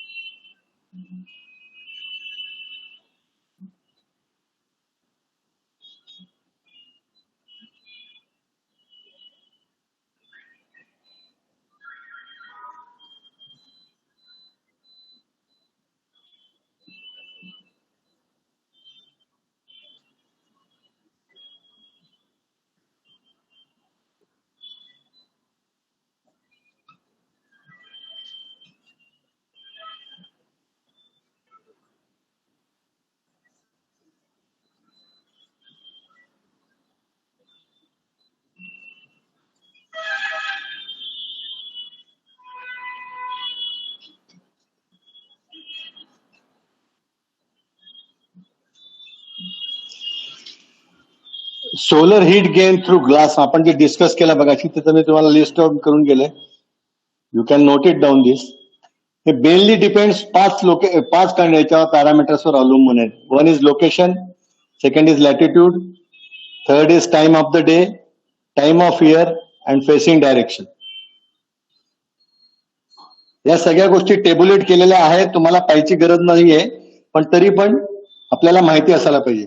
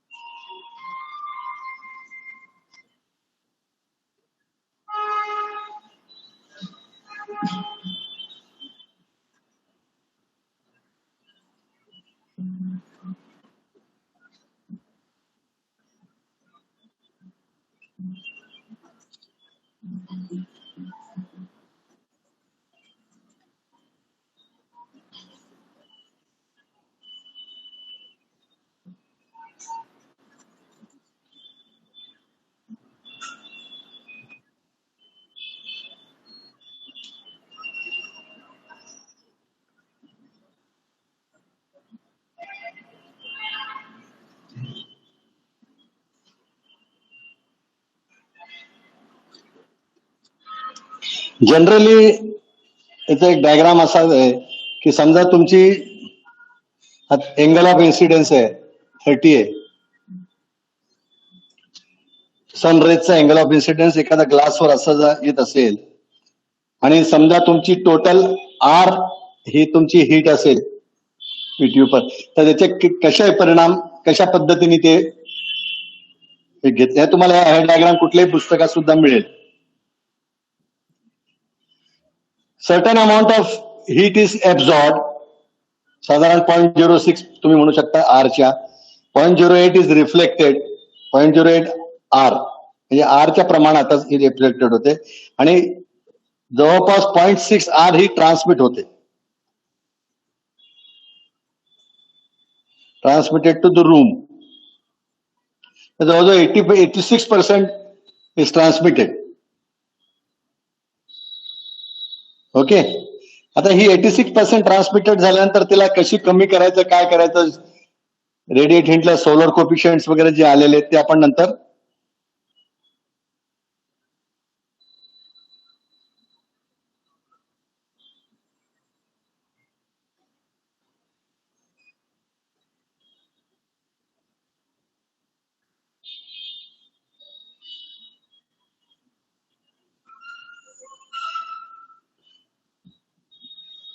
साधारण कुठल्या कुठल्या प्रमाणामध्ये किती पर्सेंटेज एब्झॉर्ब होते, किती पर्सेंट रिफ्लेक्ट होते, किती प्रकारे ट्रान्समिट होते याचा आपल्याला अंदाज याच्यामुळे येतो.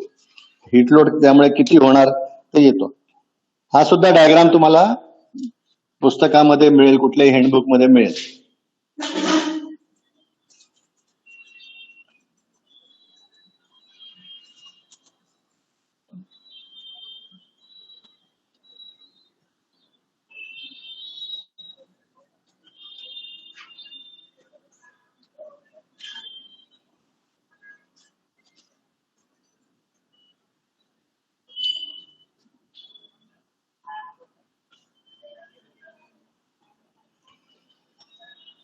तर आतापर्यंत आपण you overall heat transfer coefficient for conduction of heat म्हणजे तो यू फॅक्टर कुठे वापरला जाणार आहे, walls, roof, flowers, conducting material जे काही असेल त्याला वापरला जाईल, त्याला ओव्हरऑल हीट ट्रान्सफर कोफिशियंट आपण म्हणतो. म्हणजे आपण ते परत एकदा रिपीट करतो की it is the heat transfer per unit area per degree Fahrenheit difference असेल तर. एकदा फक्त पुढे जायच्या आधी एकदा रिव्ह्यू करून घेऊ. तुम्ही जस्ट कॅल्क्युलेट करा फ्लो ऑफ हीट. आपल्याला एक कॅल्क्युलेट करायचं आहे BTU per our. You factor दिलेला आहे तुम्हाला 0.38.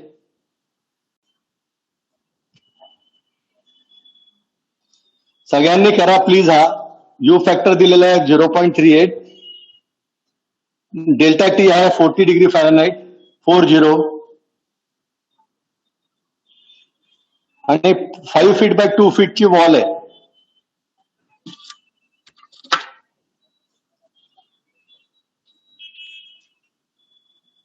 आपल्याला बीटीयू पर आवर किती ट्रान्सफर होईल ते सांगायचं, काढायचंय.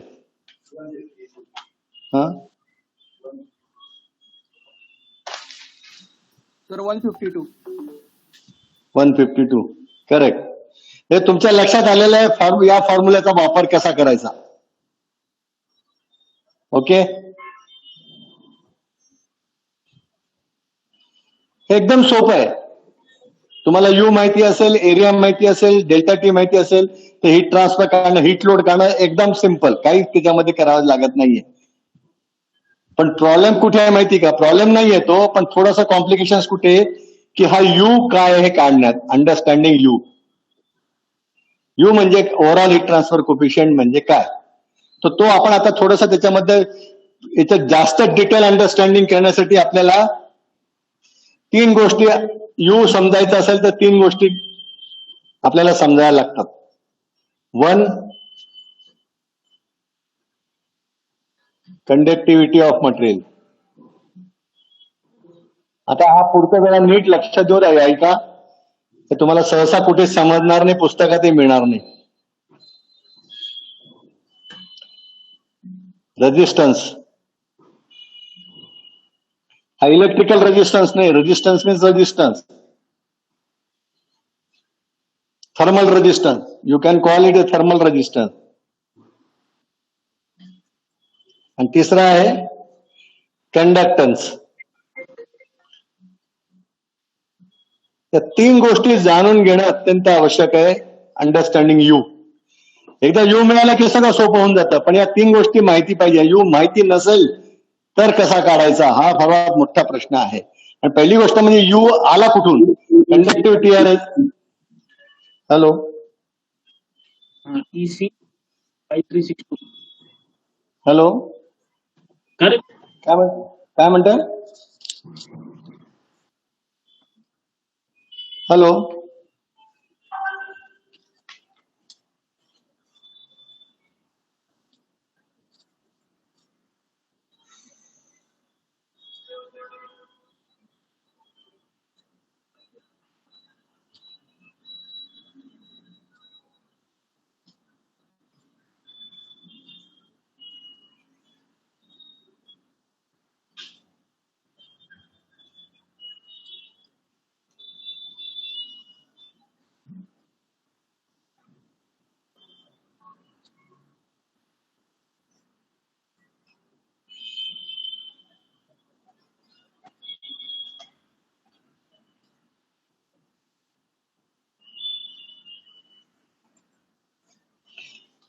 हॅलो, ऐकू येतंय ना? मगाशी कोणाला काय कोणीतरी विचारत होतं काहीतरी.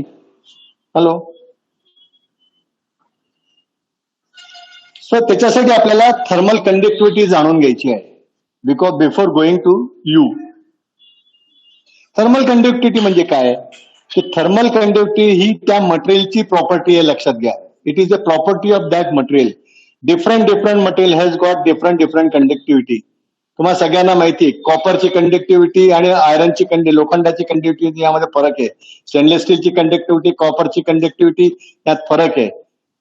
थर्मल कंडक्टिव्हिटी आपण म्हणतो copper is conductivity is very high. So याचा अर्थ काय की इक्वल अमाऊंट सगळ्याच गोष्टी जर सारख्या असतील तर copper will transfer hit very fast because is conductivity is very हाय. तर म्हणजे काय, थोडक्यात काय एका शब्दात सांगायचं म्हटलं तर conductivity of a material is it's a ability of that material to transfer heat BTU per hour. बरोबर. when a BTU per hour is transferred through a unit area means 12 inch by 12 inch means 1 square feet. BTU per hour transferred to 1 square feet area when the temperature difference is say T1 minus T2 is 1 degree Fahrenheit.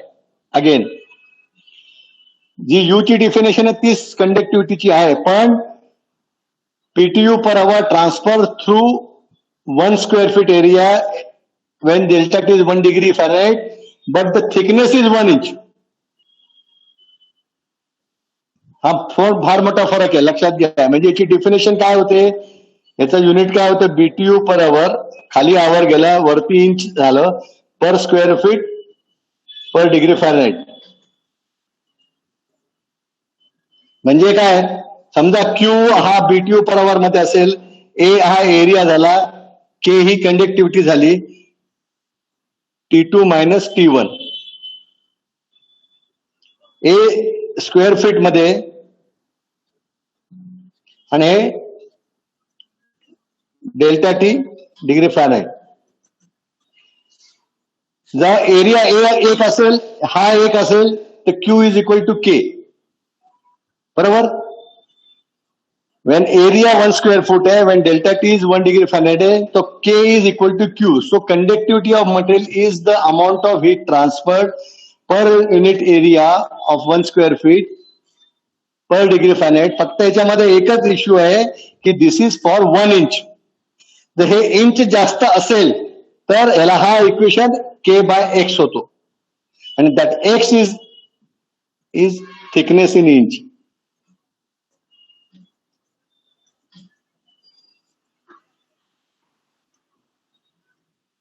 आता X K bye X झाला म्हणजे काय, तुम्ही मला सांगा. 1 इंचचं material आहे ते जे समजा 100 अमाऊंट ऑफ हीट ट्रान्सफर करत असेल तर 2 इंचाचं मटेरियल जे आहे ते जास्त करेल की कमी करेल?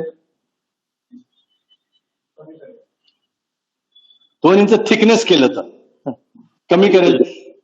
कमी करेल. म्हणून मग त्याला खाली खाली डिवाइड करायला लागतं. के बाय एक्स इज, जेव्हा तुम्ही मगाशी जो प्रश्न विचारला ना थिकनेसचा, तर तो एक्स इकडे या इक्वेशन मध्ये ऑलरेडी आलेला असतो. ओके, आता कंडक्टिव्हिटीची डेफिनेशन तुम्हाला समजली.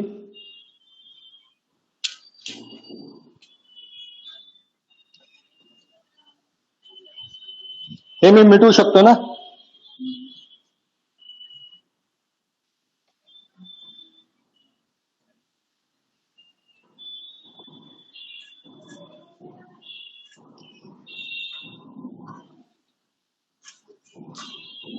आणि रेजिस्टन्स म्हणजे फक्त लक्षात ठेवा, it is a reciprocal of conductivity.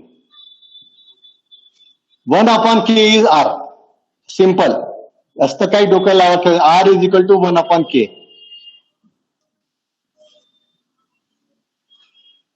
कारण पहा, जेवढा जास्त रेजिस्टन्स तेवढी कमी कंडक्टिव्हिटी. बरोबर. रेजिस्टन्स कमी असेल तर हीट ट्रान्सफर जास्त होईल. What is resistance? It is a resistance offered to heat transfer. हीट ट्रान्सफर होण्यासाठी जर रेजिस्टन्स लागत असेल तर तो दॅट इज रेजिस्टन्स. तो जर जास्त असेल तर it's a less heat will transfer, means less conductivity. एखाद्या गोष्ट जास्त आहे आणि कंडक्टिव्हिटी लेस आहे, याचा अर्थ इट्स ए प्रपोर्शनेट, म्हणजे डिस्प्रपोर्शनेट झालं ना ते रेशो. 1 conductivity is resistance.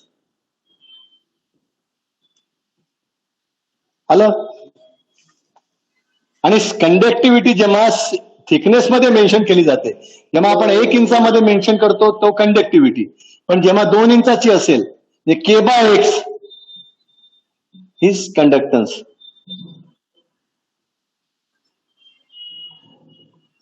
या thickness, when thickness comes into the picture, त्यावेळेस त्याला आपण कंडक्टन्स म्हणून ओळखलं जातो.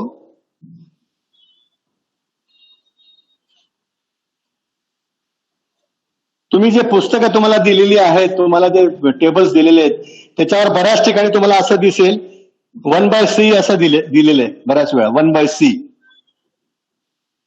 जसं के बाय एक्स इज सी, म्हणजे कंडक्टिव्हिटी झाला ना. 1/c म्हणजे x/k झाला. म्हणजे 1/c x/k म्हणजे त्या थिकनेसचा रेजिस्टन्स. आलं का लक्षात? सिंपल आहे. के बाय एक्स काय आलं? म्हणजे when it comes to a thickness, म्हणजे 1 इंच असेल तर K and C is equal. 2 inch असेल तर k/2 इज सी झाला तो. बरोबर. पण 1/c काय झाला? 2/k. 2/k म्हणजे त्या रेजिस्टन्सचा जो कंडक्टन्स, त्या कंडक्टन्सचा जो रेजिस्टन्स असणार आहे तो 1/c. म्हणून टेबलमध्ये तुम्हाला काय, त्याचा उपयोग काय केलेला आहे त्यांनी असा, याचा फायदा कुठे होता माहिती का? तुम्हाला 8 inch brick, 4 inch brick, 10 inch brick, 12 inch concrete हे करत बसायला, याचे सगळे तुम्हाला टेबलेटेड फॉर्म मध्ये मिळतात. 1/c दिलेले. आता 12 इंच कॉन्क्रीटला समजा तुम्ही 1/c दिलं असेल तर तुम्हाला कॅल्क्युलेट करायची गरजच नाही. डायरेक्ट 12 इंच पाहायचं, 1/c रेजिस्टन्स तो टाकायचं त्यात. त्याचा फायदा तो आहे. आपण जे टेबल जमा करू त्याच्यात तुमच्या जास्त लक्षात येईल ती गोष्ट. त्याच्यावर तुमच्या लक्षात येईल. आता समजा फॉर एक्झाम्पल आपण घेऊ, ब्रिक आहे. एक ब्रिक आहे. ब्रिकची कंडक्टिव्हिटी जी आहे ती 9 BTU per hour per square feet per degree Fahrenheit. 1 inch असेल, 1 इंच. हे 1 इंचाची ब्रिक असेल फक्त, तर ती 1 इंचाची जी वीट आहे, एक ब्रिक जी आहे, आपण जे ब्रिक वापरतो कन्स्ट्रक्शन मध्ये, 1 इंचाची जी थिकनेसची ब्रिक आहे ती साधारण 9 BTU पर आवर. त्याचा तर एरिया 1 स्क्वेअर फूट असेल आणि त्याच्या across the temperature 1 degree Fahrenheit असेल, तर ती 9 BTU पर आवर हीट ट्रान्सफर करेल.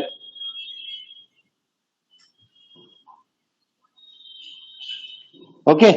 नाव आता मला सांगा, याचा रेजिस्टन्स किती झाला? ही कंडक्टिव्हिटी झाली, ही के झाली याची 1/9.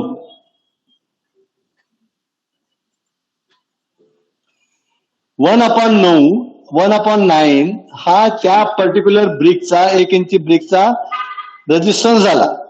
ओके, आलं का लक्षात? हा रिसिप्रोकल करेक्ट.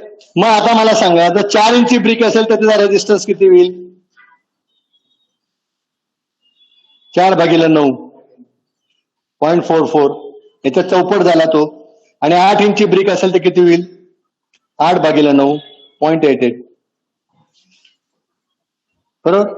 म्हणजे माझी जशी जशी ब्रिकची थिकनेस वाढते त्याचा जसा माझा रेजिस्टन्स वाढत चाललाय आणि माझी कंडक्टिव्हिटी ही ऍक्च्युअली कमी होत चालली आहे. म्हणजे 1 इंचाला तो किती ट्रान्सफर करणार आहे? 9. 4 इंचाला तो किती ट्रान्सफर करेल? 9 × 0.11. नाही सॉरी, डिवाइड. त्याप्रमाणे ती कमी कमी कमी रेजिस्टन्स जसा जसा वाढत जाईल तशी त्याची कंडक्टिव्हिटी कमी होत जाईल. अजून 9 पेक्षा तो खाली गेला.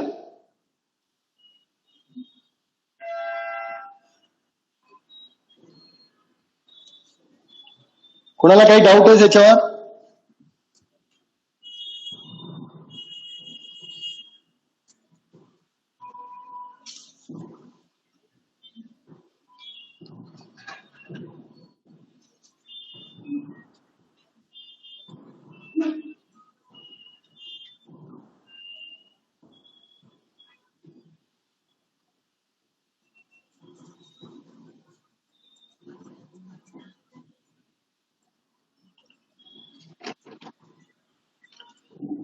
म्हणजे थोडक्यात कशी परत एकदा रिव्ह्यू करू आपण. 9 इंच थिकनेस, 1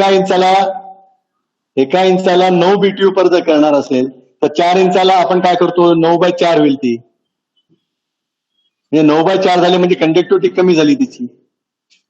तसं 9/8 झाली म्हणजे ती कंडक्टिव्हिटी कमी झाली, तर त्याचं हीट ट्रान्सफर इज लेस.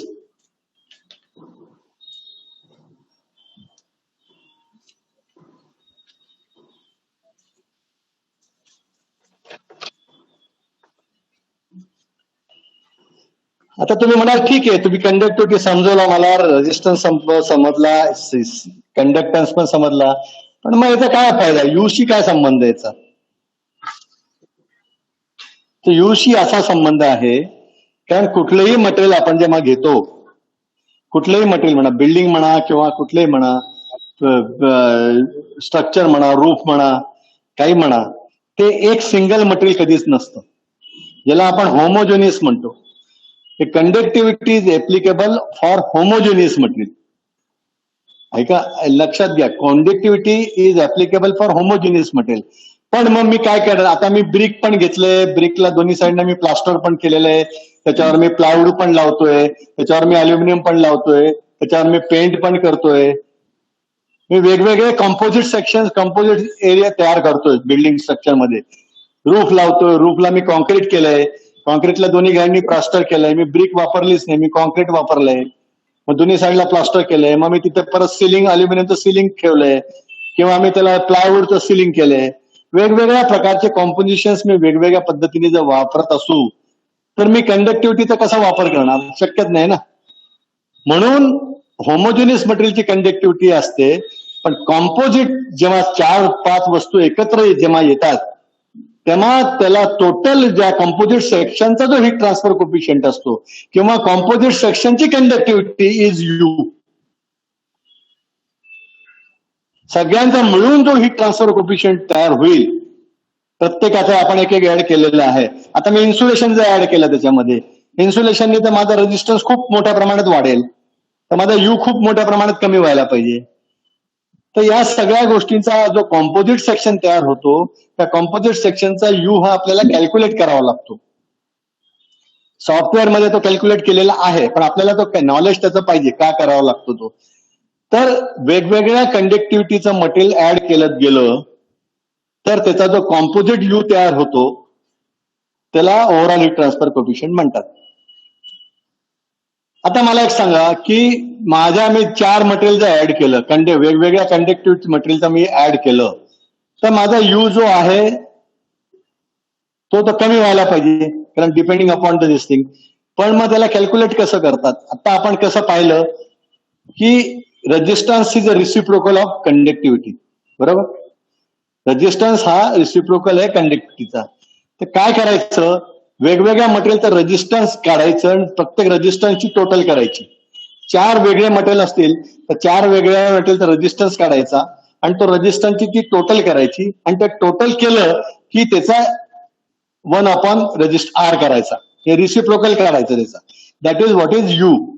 म्हणजे तुम्हाला प्रत्येक गोष्टीचं रेजिस्टन्स आधी काढावं लागेल. तर रेजिस्टन्स काढल्यानंतर त्याचा रिसिप्रोकल काढावं लागेल आणि that is what is you.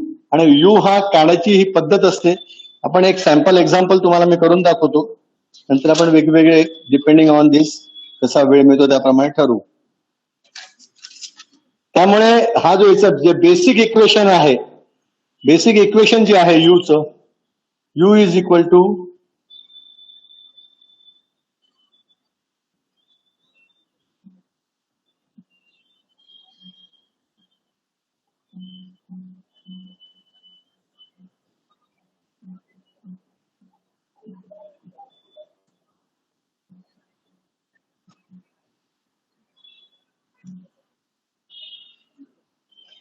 यामध्ये एक्स जे आहे ते थिकनेस ऑफ मटेरियल आहे.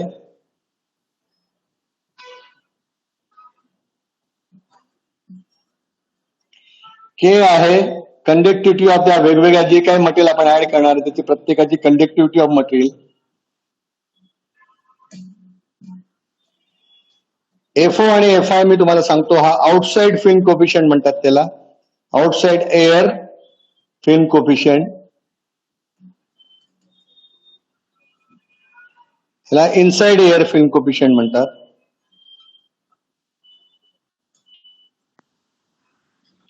कुठली भिंत असो काही असो तर 2 प्रकारचे त्याला एक्सपोजर आहेत. एक आउटसाइड एक्सपोजर आहे किंवा एक इनसाइड एक्सपोजर आहे. त्या दोन्ही भिंतीला एअरची मुवमेंट सतत चालू असते. एक आउटसाइड एअरचे मुवमेंट असते, एक इनसाइड एअरची मुवमेंट असते.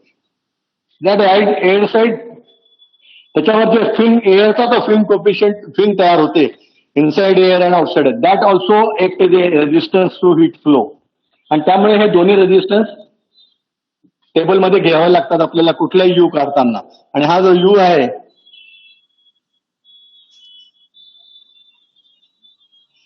आता जेव्हा हे जे आहे x1/k1 x2/k2 हे प्रत्येकाच्या जे थिकनेसेस 1 इंच असतील तर ते कंडक्टिव्हिटीच्या रिसिप्रोकल झाले. म्हणजे आपण काय करतोय, सगळे रेजिस्टन्स ऍड करत चाललोय.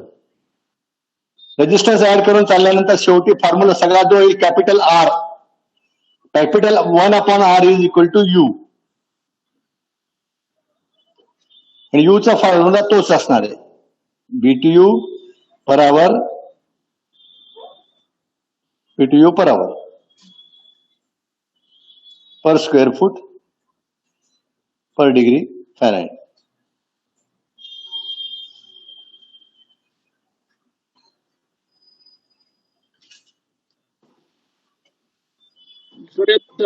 वॉल थिकनेस इंचातच मेन्शन करायची का फूट मध्ये घ्यायचं? इंचात इंचात. ओके. एक थिकनेस ऑफ मटेरियल इंच आहे सगळा, इंचात आहे, इंचेस.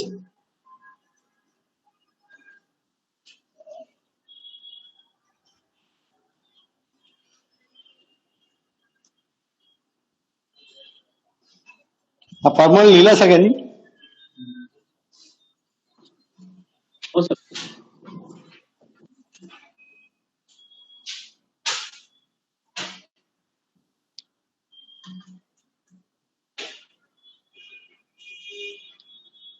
ते तुम्हाला ते काढता येते का, जुनी टेबल काढता येते? टेबल काढता येतील ते व्हॉट्सअप केलेले टेबल आहे. ठीक आहे, हो.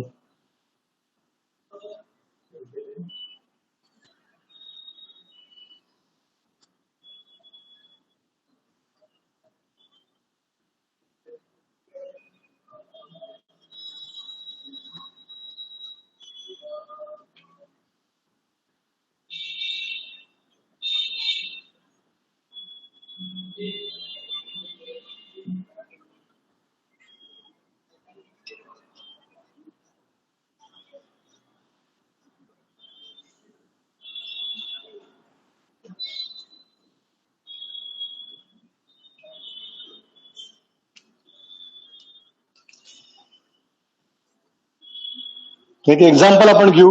एक 8 इंचाची ब्रिक आहे, त्याला एका साईडला 1 इंचाचं प्लास्टर लावलंय, दुसऱ्या साईडला 1 इंचाचं प्लास्टर आहे. हे वॉल आहे आतली, इनसाइड रूम, हे इनसाइड, सॉरी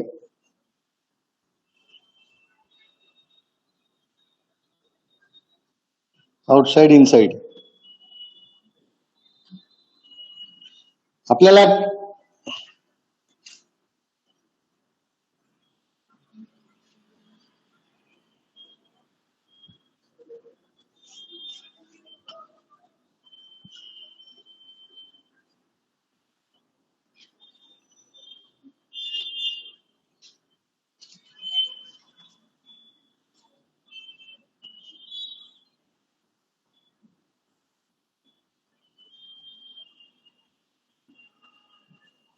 इथे अक्रॉस दिस 35 डिग्री फॅरेनहाइटचा डेल्टा टी असेल. हे वॉलचे डायमेन्शन समजा 10 फीट 10 बाय 10 फीट असेल, तर आपल्याला किती हीट ट्रान्सफर होते ते काढायची आहे. Okay, now let us put this into this formula. U is equal to, आता जर तुम्हाला जे टेबल्स आम्ही दिले होते आहे, आता तुम्हाला एकदम आता वेळ नसेल तर तुम्ही ते चेक करा, तुमच्याकडे टेबल्स आहे ना, तर त्या टेबलमध्ये जर तुम्ही काही गोष्टी जर पाहिल्या, थर्मल रेजिस्टन्स दिलेले आहे बऱ्याच ठिकाणी. थर्मल रेजिस्टन्स,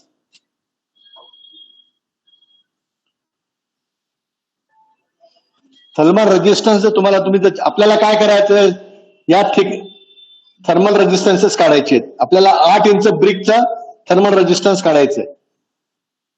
आता तुम्ही ते टेबल जर पाहिलं तर त्याच्यामध्ये 4 इंची ब्रिकचा रेजिस्टन्स दाखवतोय 0.8. 4 इंची ब्रिकचा 0.8 आहे. टेबलमध्ये तुम्हाला दिसेल 1/6. 4 इंचच्या ब्रिकच्या समोर जर तुम्ही गेले एकदम एंडला तर तुम्हाला 0.8 दिसेल रेजिस्टन्स सी मध्ये.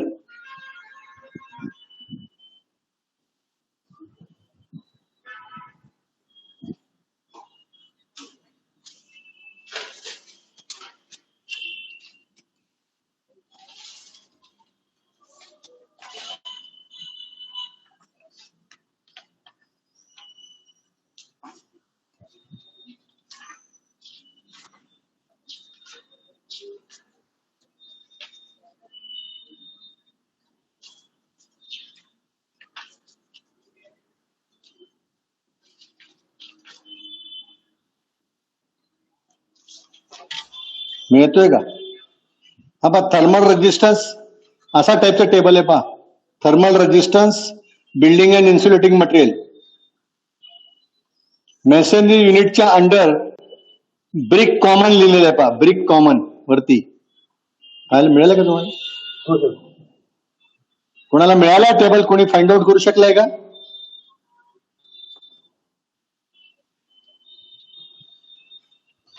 C, this is the table. दिसतोय का? हा, तर हे मी सांगतो ते मिळालंय का ब्रिक कॉमन? मग आता ब्रिक कॉमनच्या पुढे जो मी पाहिलं तर थिकनेस 4 इंच दिसते. 4 इंचला पुढे काय म्हणते ते 0.8. 1/c लिस्टेड थिकनेसला रेजिस्टन्स 0.8. रेजिस्टन्स आर हा लिस्टेड थिकनेसचा 1/c दिलेला आहे ऑलरेडी. ओके, म्हणजे 1/c तुम्हाला रेजिस्टन्स ऑलरेडी दिलेले आहे त्यांनी. 0.4 ला 0.8 आहे, पण आपली किती आहे? 8 इंच आहे. Hours is 8. त्यामुळे आपल्याला परत एकदा 0.8 ऍड करायला लागेल. आलं का लक्षात?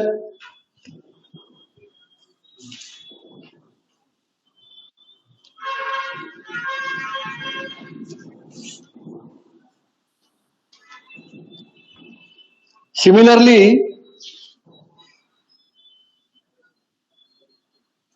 तुम्ही प्लास्टरिंग मटेरियलच्या कॉलम मध्ये जर गेला, सिमेंट प्लास्टर, तर तुम्हाला असा दिसेल की 1/2 इंची थिकनेसला 0.1चा रेजिस्टन्स आहे. 1/2 इंच थिकनेसला 0.1 आहे. Again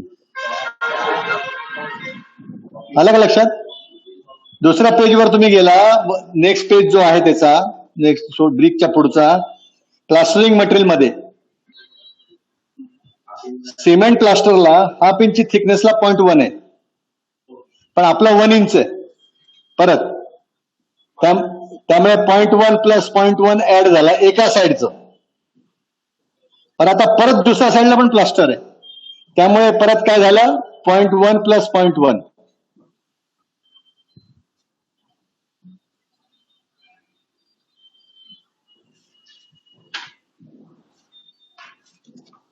okay.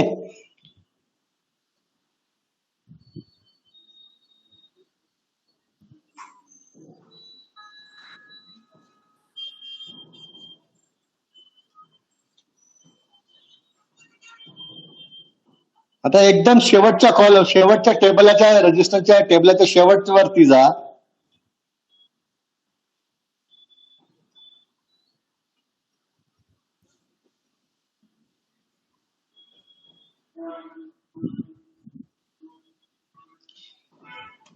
आता या टेबलाचं सर्वात शेवटचं खाली एअर फिल्म रेजिस्टन्स दिलेले आहेत त्यांनी. एअर फिल्म रेजिस्टन्स,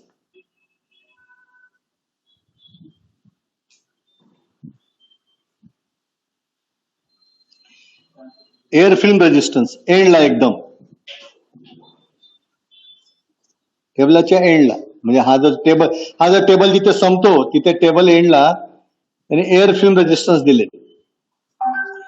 आता एअर फिल्म रेजिस्टन्स म्हणजे आपल्याला आउटसाइड रेजिस्टन्स घ्यायचा आहे आणि इनसाइड रेजिस्टन्स घ्यायचा आहे, बरोबर.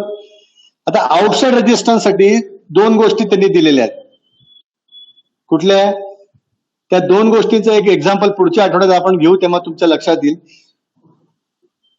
त्यांनी काय केलेलं आहे, 2 पॅरामीटर दिले, 15 miles per hour and 7.5 miles per our.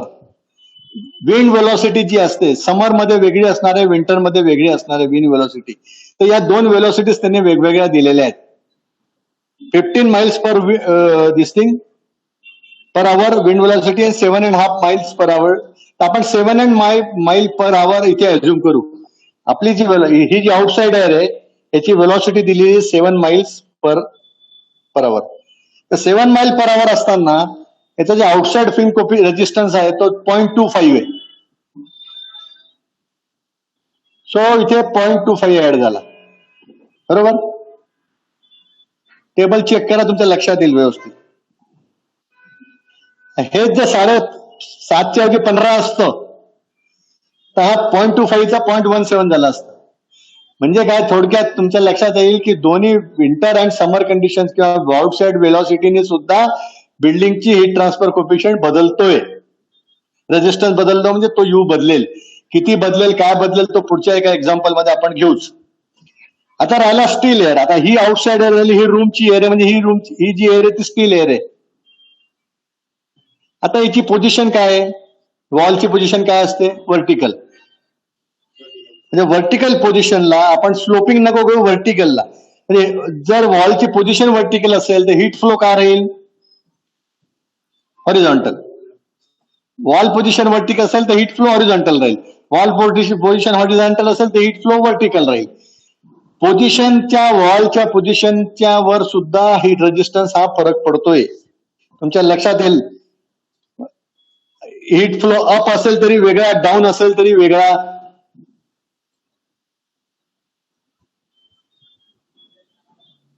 So horizontal position मध्ये हीट फ्लो असताना व्हर्टिकल लोकेशन आहे, पोझिशन आहे, हॉरिझॉन्टल हीट फ्लो आहे, त्याचा जो रेजिस्टन्स आहे तो आला किती आहे, 0.68.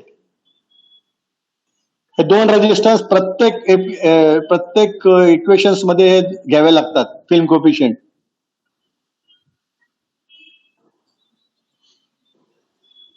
सो आता टोटल रेजिस्टन्स किती झाला काढा, आर.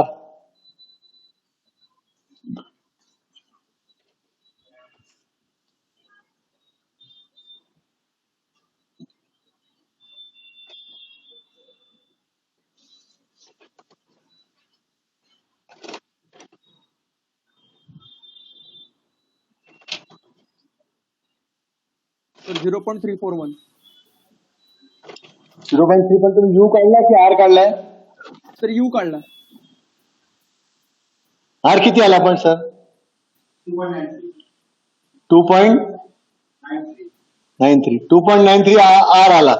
यू किती आला तुमचा? 0.341. 0.341. 341 हा यू आला तुमचा, बरोबर. नाव आता सांगा मला, 10 फूट बाय 10 फूटची वॉल आहे, 35 डिग्री फॅरनहाइट आहे, तर या पर्टिक्युलर कॉम्पोजिशन मध्ये बीटीयू पर आवर किती होईल?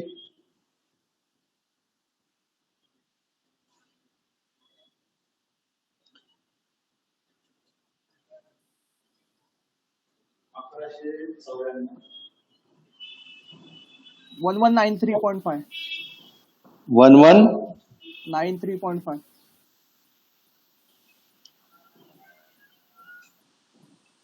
आलं लक्षात तुमच्या सगळ्या गोष्टी या, कसा यू काढावा लागतो आणि कसा आपल्याला, तुमच्याकडे सॉफ्टवेअर नसलं तरी तुम्हाला या हीट लोड कॅल्क्युलेशन करता आले पाहिजे. त्याची ही मेथड आहे, माहिती पाहिजे फंडामेंटली कन्सेप्ट, आपल्याला तेच शिकायचंय. पुढच्या आठवड्यात आपण असे यूचे अजून 2-3 एक्झाम्पल्स घेऊ आणि पुढे करू, कारण आपल्याला हीट लोड हा आपल्याला फार डिटेलमध्ये शिकायचं आहे, त्यामुळे आपण याच्यावर स्लो जाणार आहोत. याच्यावर बरीच मेहनत आपल्याला करायची आहे, त्यामुळे आपण याच्या it may take even 7 to 8 lectures to complete heat load. त्यामुळे त्या पद्धतीने आपण जाऊ. तुम्ही हे टेबल्स एकदा नीट समजे स्टडी करून घ्या. पुढच्या वेळेस जेव्हा याल तेव्हा टेबल स्टडी करून घ्या. पर्टिक्युलरली तुम्हाला मी काही सांगतो त्या गोष्टी स्टडी करा, म्हणजे आपला वेळ वाचेल. हा जो थर्मल रेजिस्टन्सचा टेबल जो तुम्हाला आता मी सांगितलाय तो तुम्ही स्टडी करा. वेगवेगळ्या मटेरियलचे काय काय स्टडी आहेत, काय काय रेजिस्टन्सेस आहेत ते कॅल्क्युलेट करा. आपण यांना होमवर्क देणार आहे आज, होईल की नाही त्यातलं एखादं उदाहरण होमवर्क म्हणजे मी एक उदाहरण काढेन, मी आपण इलेक्ट्रिकल मध्ये काय काम. ठीक आहे, मग तो पाठवता येईल कारण मी आता काढलं नाही. तर हा टेबल तुम्ही थर्मल रेजिस्टन्स चेक करा, पण याच्या व्यतिरिक्त तुम्ही अजून पण दुसरे पण टेबल्स चेक करा. काही आउटडोअर कंडिशन्स, काही डिझाईन पॅरामीटर्स दिलेले असतात की certain temperature, equivalent temperature, how to find out the equivalent temperature. Equivalent temperature find out करण्यासाठी त्यांनी काही पॅरामीटर्स दिलेले, एक टेबल दिलेलं आहे की 95 डिग्री फॅरनहाइट आणि 85 डिग्री फॅरनहाइट असं काही स्टँडर्ड टेबल दिलेलं आहे. त्या स्टँडर्ड टेबलला जे काही व्हेरिएशन असतील, म्हणजे रेंज बदलली तर फरक पडेल, त्यांचा तुमच्या रूम कंडिशन्स फरक बदलल्या तर फरक पडेल. त्याच्यामध्ये सबस्ट्रक्शन एडिशन करायला लागतात. वॉल्स आहेत, डिफरंट डायरेक्शन्स दिल्या आहेत, नॉर्थ आहे, ईस्ट आहे, वेस्ट आहे, साऊथ आहे, वेगवेगळे टेबल्स आहेत. तुम्हाला जसं जमेल तेवढं स्टडी करा, काही गरज नाही एकदम समजेल तर तुम्हाला जास्त लवकर त्यातनं बाहेर समजेल आणि तुम्ही मला काही प्रश्न विचारू शकाल. तर तुमच्याकडे जे टेबल दिले तुम्ही जास्त करून स्टडी करा. पुढच्या वेळेस आपण त्या टेबलवर डिटेलमध्ये बोलणार आहोत आणि पुढचे एक्झाम्पल्स घेऊ. आज आपण इथेच थांबू, 10 मिनिटाचा ब्रेक घेऊन नंतर निकम साहेब पुढचे लेक्चर्स घेतील.